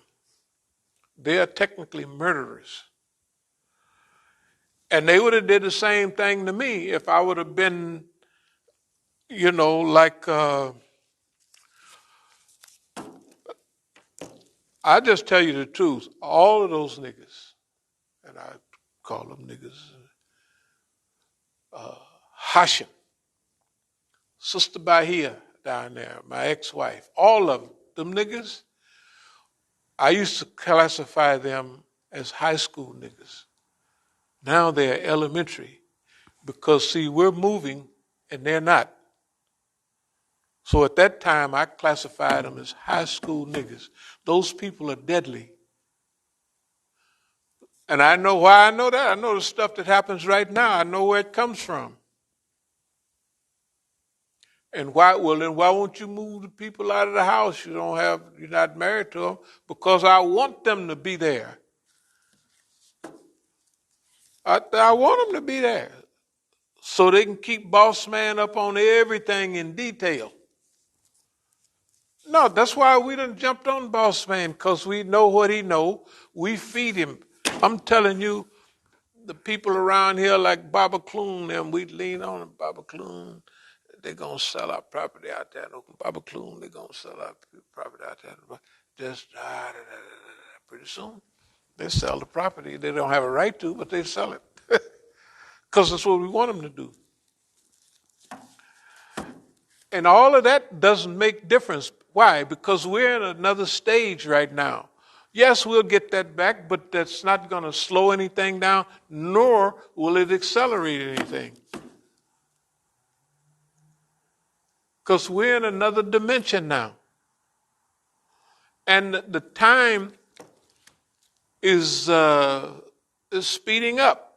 Okay, let me see. Acting heroic. I'll get to that later. Always act like a hero. Don't never act like a bum. Foreign policy arrogance. We'll talk about that later. That's boss man. Boss man, grand strategy. It's possible. We have to have a grand strategy. We have a grand strategy, and it's been working. Everything we have done, it's worked. This is not an aberration. Project Imam Hussein in America. Visionary missionary, of people without a vision will perish. Something like that. I don't know. Psych out Zionist America. This thing must be 10 years. It is. Shoot, it's 11/4/11. 11:4. That's Margbag Amrika Day. 11:4. That's okay. Anyway, hey, East Oakland Azad. Does anyone know what Azad means? Liberated. Free East Oakland. Okay, I moved toward a close. Now, dear Iranians, it sounds like we've been talking in circles, but the whole idea is to soften y'all up and have y'all donate. We're going to come out this week with flyers this Thursday at Dua Komil, and then we'll come back the next week. And I don't mean to sound arrogant. If you want to help, help. If you don't help. If you don't want to help, don't help. And don't feel sad about it either, like, oh, I didn't help the brother when he needed help, and I didn't do this and I didn't do that. Because I want to clue you in on a special thing. That it says in the Quran that Allah is saying I will help you from many ways or many avenues that you haven't even perceived of. Do you know we've been here for over 40 years, and 10 years of Jahiliyyah would have wiped out everybody that I know of. And that 10 years of Jahiliyyah, big Hankism, that was the hardest because we was learning then. But this stuff is easy. It's very easy. Okay. If we wasn't meant to be here, we wouldn't be here. So, if you want to stay with that bunch you got, hey, they don't know they ass from a hole in the ground. They just don't know. I'm sorry. I hate to excuse the slip. Look, they don't know nothing. They got all those institutions.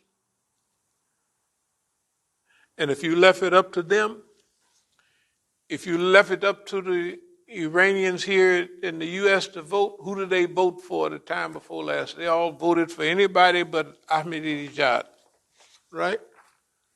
Because you know who was keeping the count and everything. In fact, one that was keeping the account come calling me last night.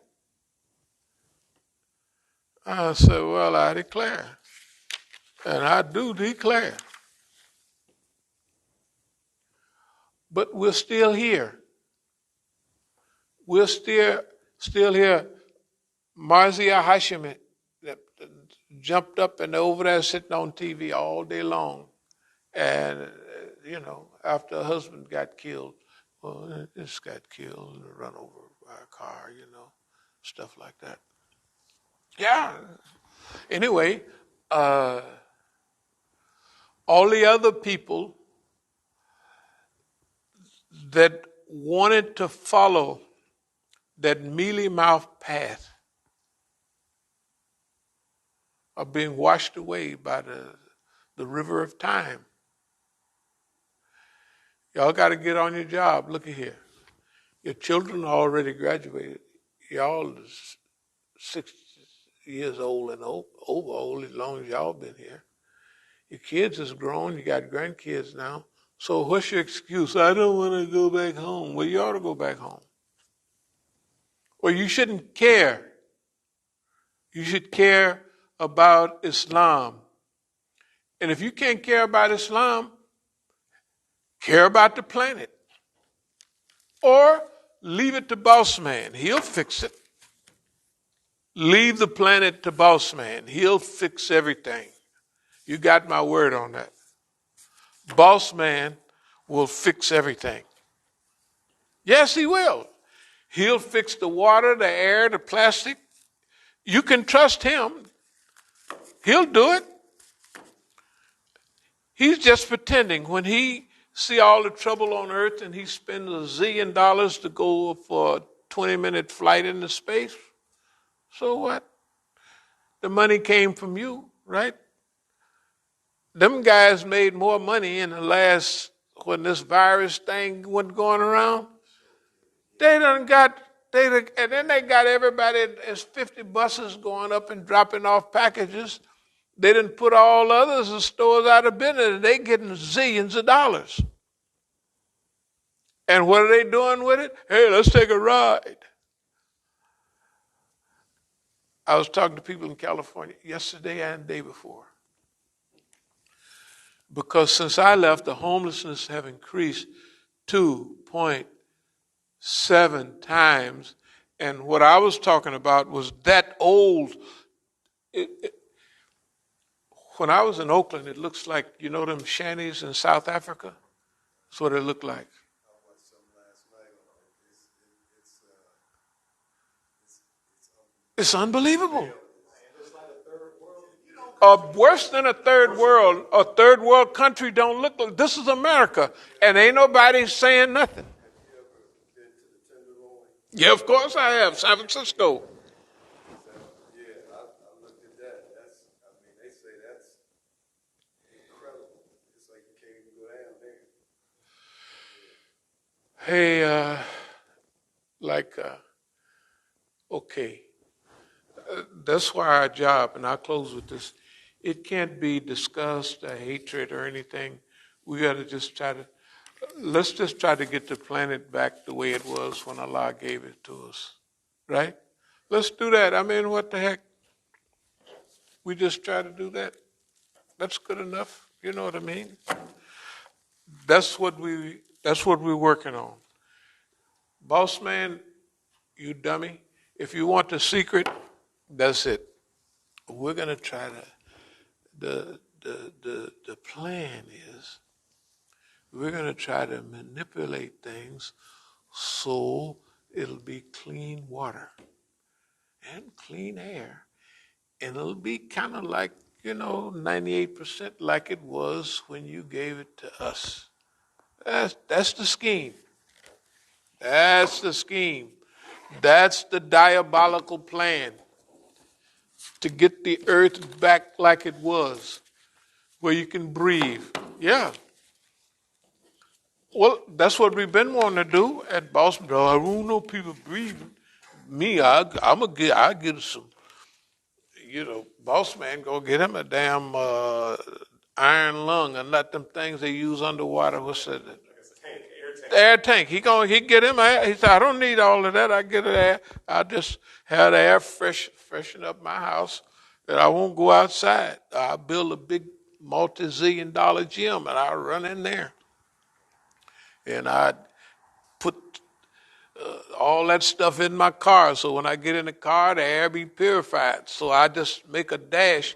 I had a car pick me up from inside the purified house. And I drive through all that pollution and look at y'all out there coughing and carrying on, snot running out of your nose. Hey, That's actually what all the movies are about. that's all, everything. You always see them walking through a wasteland. They got some type of gas mask on, filter. And they both, but they're not doing anything about it.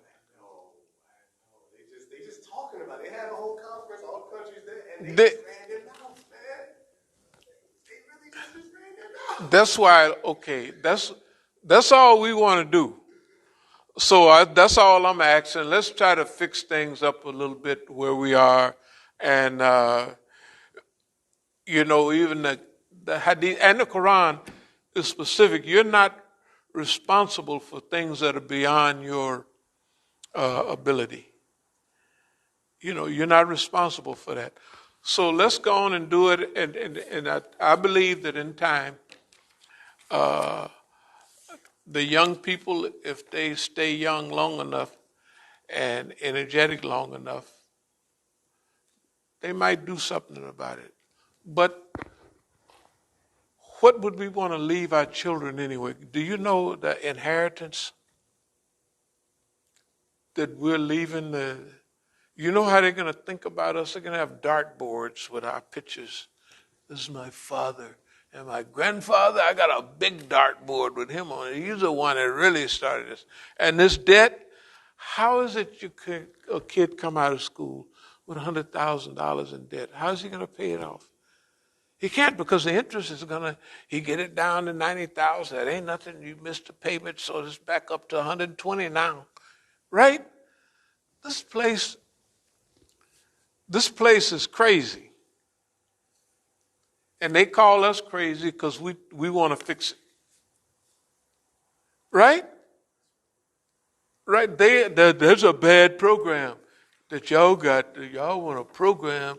Yeah, it's anti-American. Hey, man, thanks to Allah, subhanahu wa ta'ala. Okay, you Iranians out there. I just didn't say Iranians. I said Iran. That's what Negroes say. You Iranians, y'all donate big to the brother. Remember, when y'all was backed up against the wall, tell the truth. The only Negro was in your corner was me, all over the United States. And not saying you owe nobody nothing for running around the country for 20 years, not getting no sleep, and sleeping on the side of the highway. And that's no big deal. Or stick with Boss Man. He'll show you what's going on. He'll teach you about love and care and honesty. Yeah. Stick with him. Thank y'all very much. Assalamu alaikum. Yeah, that's it, yeah. I'm not going to do anything. Any questions? Are we doing a question? Oh, yeah. Y'all want to, yeah. Well, a brother did ask, or he made a comment. He said, so true, brother Imam.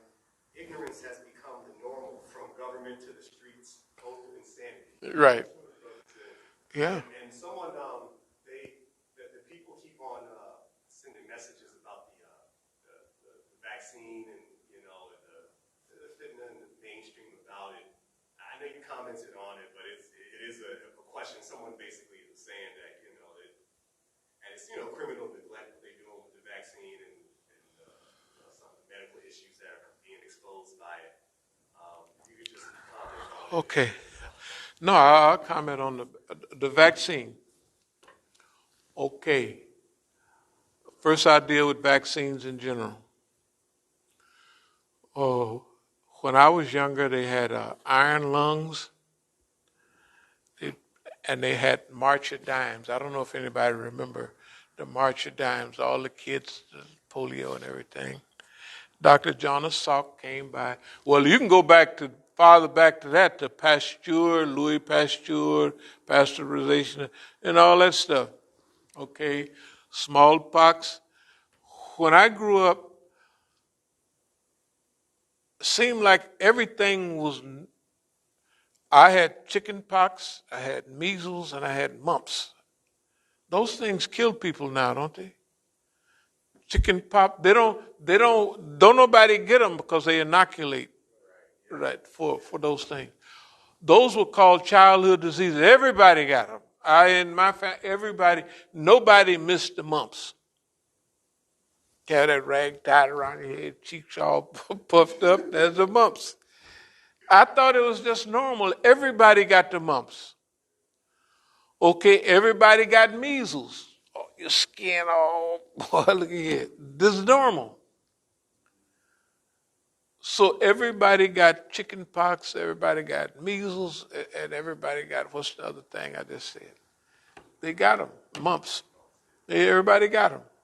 Okay. Dr. Jonas Salk come by with that, whatever it was, and polio is gone, almost gone. When I was in Africa in the 70s, in the early part, especially, I told y'all about it. I used to do an exercise where we'd walk around like an alligator. In South America, everybody would stop and look at me and say, see, what is he doing? It was an exercise to build up, your grip and everything. When I did it in Africa, nobody paid attention because 15% of the people had polio. Don't you know how nice it was to go back there years later and everybody was walking straight up and they had stuff going on, but it wasn't that, they knocked it over. Okay, now, you remember the little Ethiopian lady was here? They wanted a letter saying, so I gave them a letter and put a stamp on it that if, it's their business. But in the process, I reviewed the ulama. The ulama in Indonesia and all that, I don't know if anybody looked it up. All of them said, knock yourself out on that vaccine. And they got tons of Malaysian doctors. And then you got suspicious person country number one, Iran, Afghanistan, all of them, what do they want? Vaccines, right? Now, I had to look in them. Do any of them have a pork product? All right. You remember all them notices was coming to the house? It was, I'm telling you, it was, yeah, it was so many notices for me to come and get a shot. You qualify for the shot. I mean, as many came, they had to be targeting me. It wasn't just old Mr. Jones. If old Mr. Jones didn't come after one warning, they'd say, okay, we did our job. You know how the city is. So they kept coming back over and over again. They kept calling. So finally I said, well, either they going to knock the brother over, and they done already busted me upside the head, and they got my head on a computer. You know what I mean? Glick, glick, glick, glick, lights going and everything. So a little shot ain't going, whatever that is, that ain't going to do nothing. So I took the thing. I had my special treatment. There was a Negro lady, a young one too. She was waiting for me now, when you come to CVS, I'll be there. So I walked in, and there she was. And the second shot, there she was.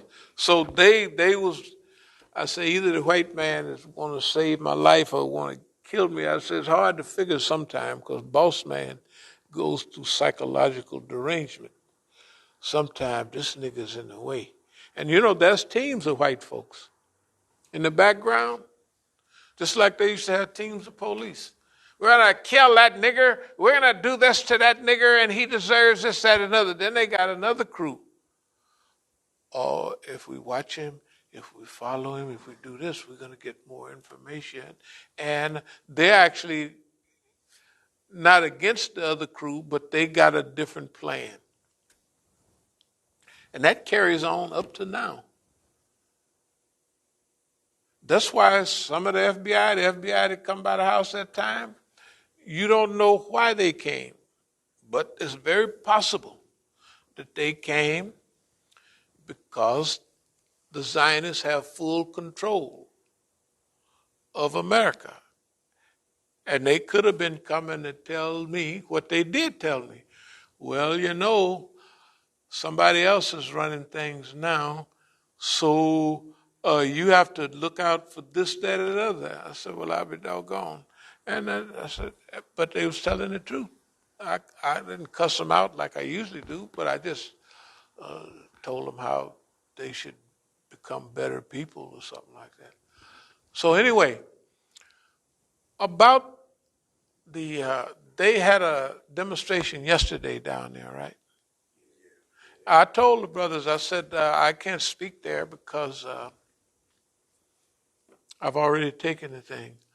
Well, why did you take it? I said, because da-da-da-da-da. I gave the reason. I said, number one, I said, I've seen those videos and Dr. Blackface and all them guys, and I've heard what they said. And then I look at the numbers too. In Britain, 66% of the people that was dying was black, or from the, you know what I mean? I said, that ain't no fun. And then there's a certain age and all the people over here. And then half the time I go around, I don't have no mask. I have to go to the grocery store. But I'm not saying I'm not thinking about it. But I know one thing, the white man is on my case all day. And if he catch somebody, either he gonna send somebody to blow their breath on me with the virus, right? Or he gonna make sure don't nobody. That's the way it is. I already know that. I've been knowing that for decades and decades. I know that.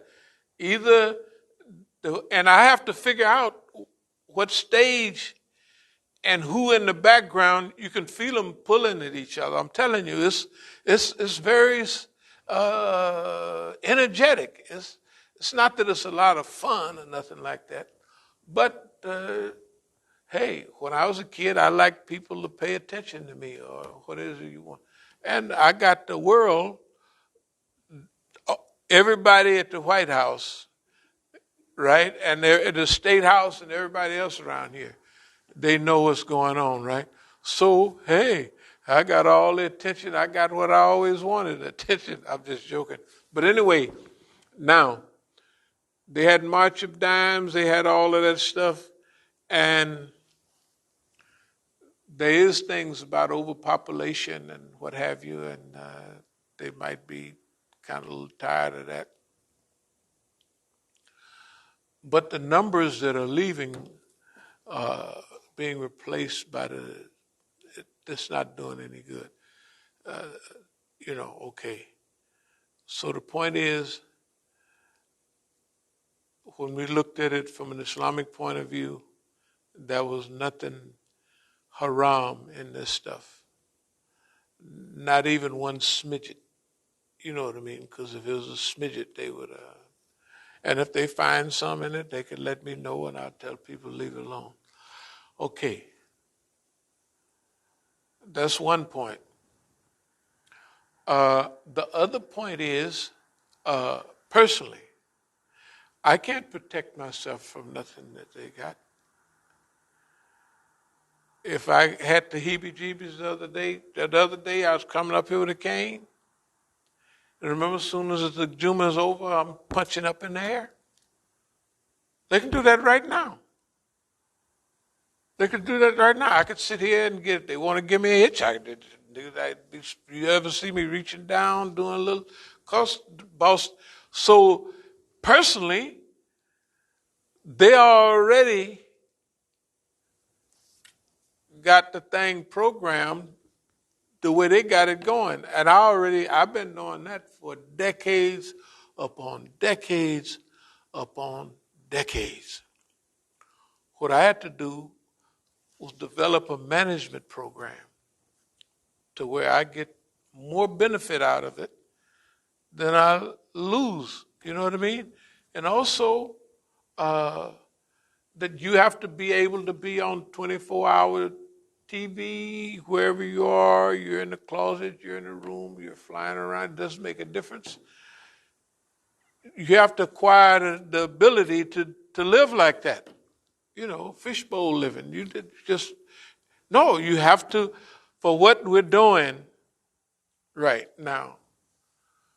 Other people may not like that. Okay, then go trade places with the people of Yemen. And your little daughter will have an arm the same size as my finger. You ever see him? That what they're doing is like, it's beyond inhuman. But they're doing it like it ain't nothing, right? Okay. The point is, we have, I won't use the term, mastered our environment, but we do pretty good with what we're dealing with. We don't do too bad with what we're dealing with right now. And personally, like I said yesterday, I'm actually technically happy. And I haven't been this happy before.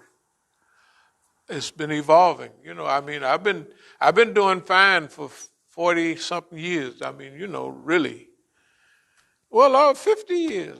I've been doing good all my life because I knew when I was in the penitentiary, I was there for a rest and recuperation, and it came out all right. Anyway, back to Jonas Salk, back to Africa. So, If there's nothing haram in the thing and everybody wants it, the Russians want it, and they down with killing people with little potions and stuff. You get to messing with them, look at here. They'll spray something on the doorknob and you'll drop dead before you hit the bottom of the stairs or the top, right? Them boys be on their job. And you'll lay up in the hospital and wither away in 5 days. Them boys is serious, man. So ain't none of that happened. So I look at it as fine. So the Russians like us, the Chinese like us, probably the Japanese. I think everybody likes us. I think Boss Man is 50-50. Design is 100% anti-Musa, 100%. But that's great. Because now we have to show the people in the world who the real enemy is, right? And do it with fun and vigor. Make fun of the people, right? Who got the nerve to make fun of Zionists? They be shaking in their boots. Oh, there's a program on now about all the teachers and professors that lost their credibility because the Zionists attacked them. They even got Finkelstein and all that. Finkelstein is a Jew himself. Definitely the Palestinians that Yeah. lost their professorship. Yeah. That's the big The little stuff going around here is child's play. And the vaccine, if you don't want to take it, don't take it. I've already taken one, and they got a booster coming up. I'll take that. If Boss Man want to get rid of the brother, Boss Man can push a button right now, and my heart will swell up. I'm telling you, I already know that. Or my brain, look, I can be laying down. I can take you back 2-3 days, right? So today's Sunday. Let's go to Friday morning. Friday morning, I wake up. Oh my goodness. So I'm telling you. And so I said, I'm coming up here anyway, and I'm going to do this, and I'm going to tell everybody this is what's going on. And 10 minutes after the Juma is over, right? I missed that you came around the corner without the cane. I hadn't noticed it. No, I can't. I didn't need it. I needed one to get up here, and when I was talking, you could tell that to balance, I had to be grabbing something every now and then.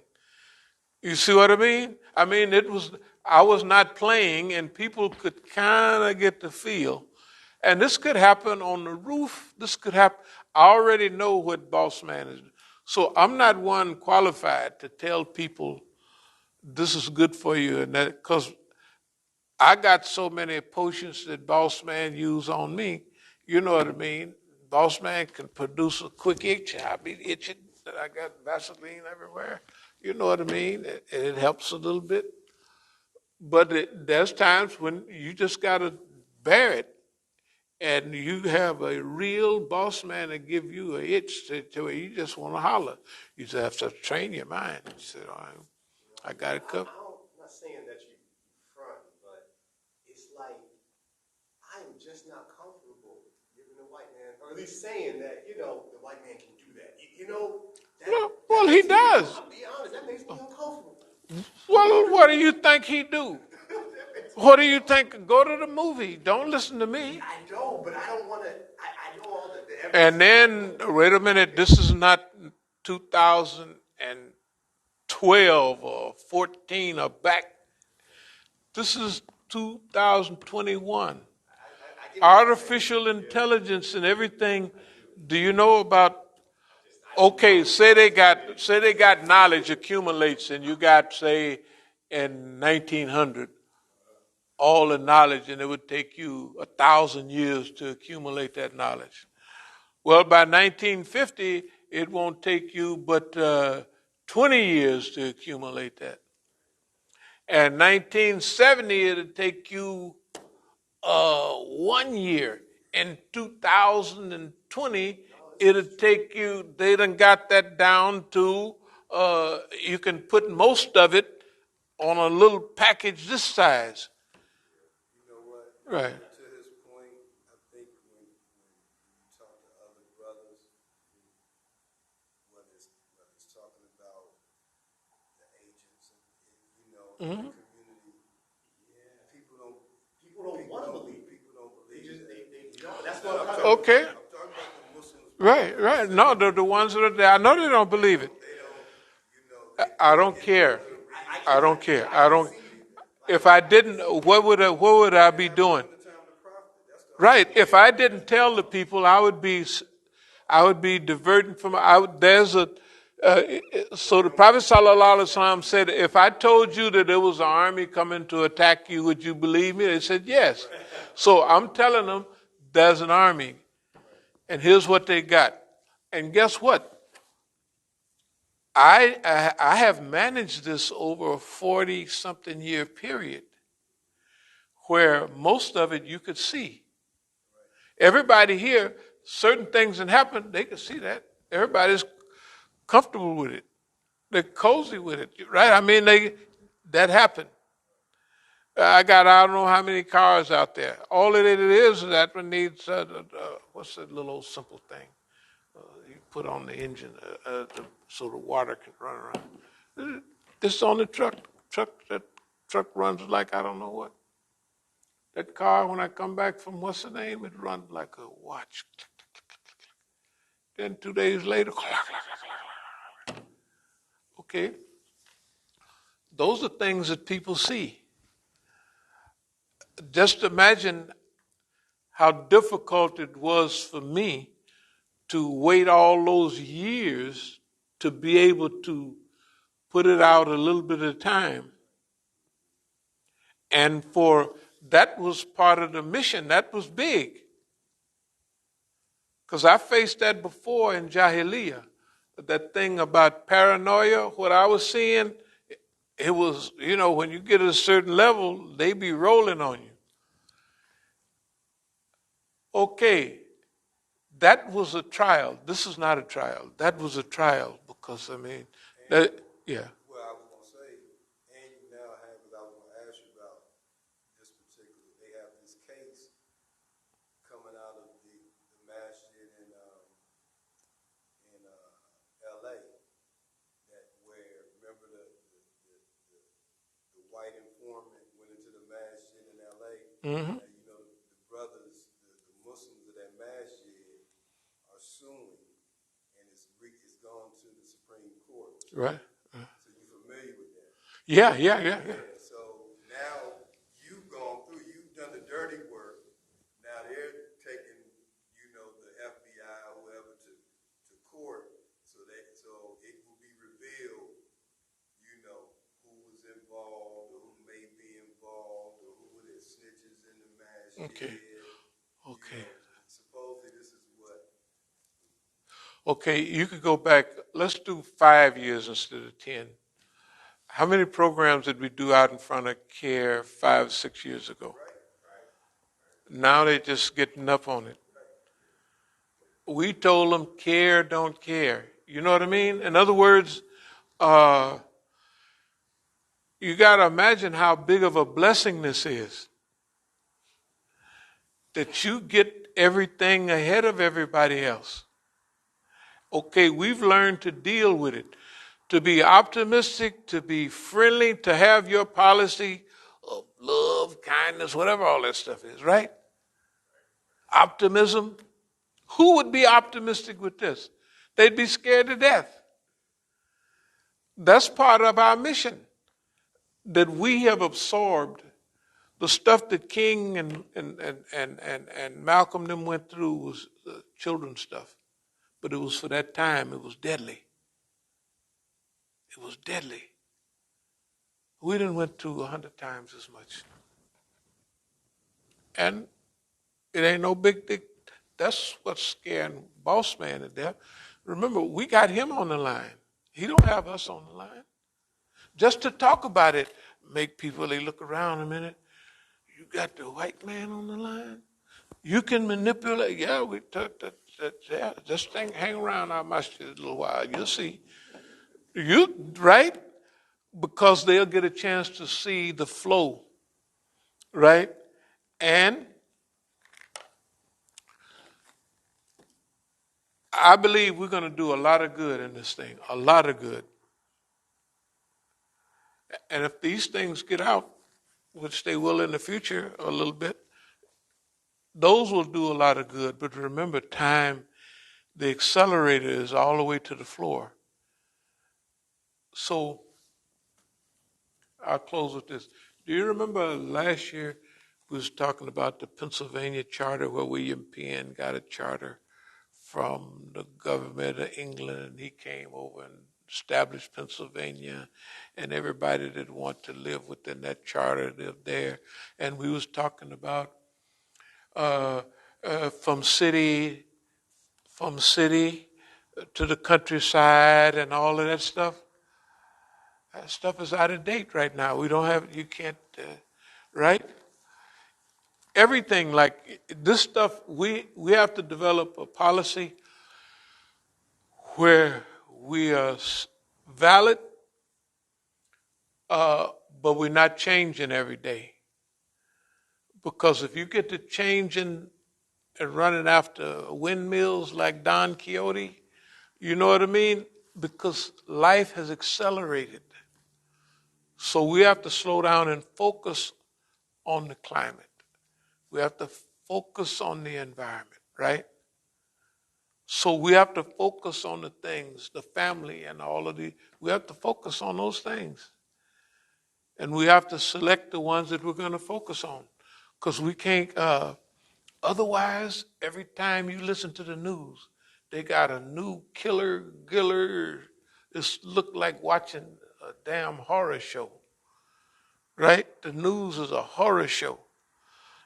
And it's moving so fast, you have to pick and select the things that are important and deal with those. And we trust the human spirit that the human being will do probably, just hoping. Like, you remember that movie that when the earth stood still? And so, what's her name? Reeves was at that Medal of Honor winner's house, and he was saying, didn't y'all get your creatures or people get at the point where you was almost? He said, yes, but we solved it. He said, when you were at the abyss? He said, yes. He said, that's why you are right now. What you are, you solved it. And so he was asking him, give us a shot, give us a chance. Don't take this whole thing and reconstitute it. Give us a chance, right, to fix this. That's the people in Hollywood trying to be semi-relevant because they make a lot of points in that thing. They said when Christopher Columbus came here and he got hold to the Indians, when a stronger power comes to they make everybody slaves or they obliterate them, which they were right. About white folks, that's what they do, right? So we are right at the crucible, the center of life. This is one of those historical periods that you used to read about in the Quran and Hadith. You know what I mean? At the ending of time, not time, but that time, right? This is what we're living at. We're here, okay, and we got a chance to do something about it. We can lose everything, or we don't have to lose nothing. Hey, so what are we going to go for? What are we going to do? You're going to trust your kids? You got those little kids? You're going to trust the white man with them? Tell the truth. Think about it. You're going to trust that cracker with those nice little kids that run around here? They can't protect themselves. It's up to you. So if you have to jump off the bridge and save them, swing on a rope up in the air, whatever you have to do, right? By any means necessary, because that's our job. That's our job. It ain't nothing extra. I just been doing it longer, and I learned to like it. Because I learned that anything that you scared of, you in trouble. I ain't scared of you, cracker. You can do anything. You can zzz on my brain all you want. I'm going to make a joke out of it. Yeah. Yeah, you can lay me down and sometimes everything is paralyzed. I don't care. That actually happens. That actually happens. It's happened many times. And I say, I don't care. I ain't going to no doctor, and you can kiss my behind. That's exactly what I say. And boss man know it. Because after Juma, he pulls the cord and everything goes back to normal. Right? So he's threatening you. Well, now I'm threatening him with goodness.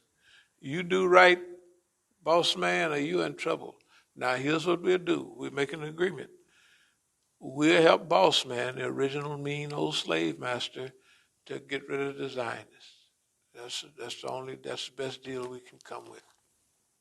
Yeah. Because you're a mean old boss man, but we can talk to you because you're a mean old slave master stuff. But the Zionist, he don't even like himself. He's like a Salafi.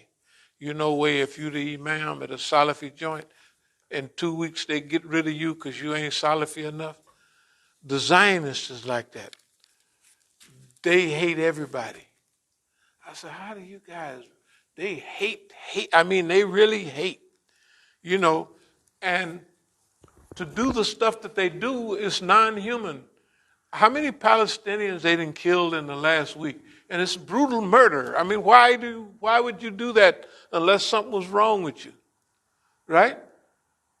Why would they do that? Why would the criminal Saudis, Yemenis are starving to death? Well, anyway, we're going to fix the world. We want to sing that song. We don't want no extra sack of beans, a glass of Kool-Aid from the boss man for carrying water for it. We don't want it. I don't want it. Everybody else can do what they want. Everybody is free. You can't trust me, trust boss man. That's what I always say. Go with boss man every time. He'll fix you up. Tell the truth. I'm gonna close with this. Boss man is so crooked that he don't even know that he's crooked. I think this is a habit, and he thinks this is natural. He didn't train himself. The road to hell is paved with good intentions, right? And if you want to do good, you're going to hell. Your intentions ours is exactly opposite.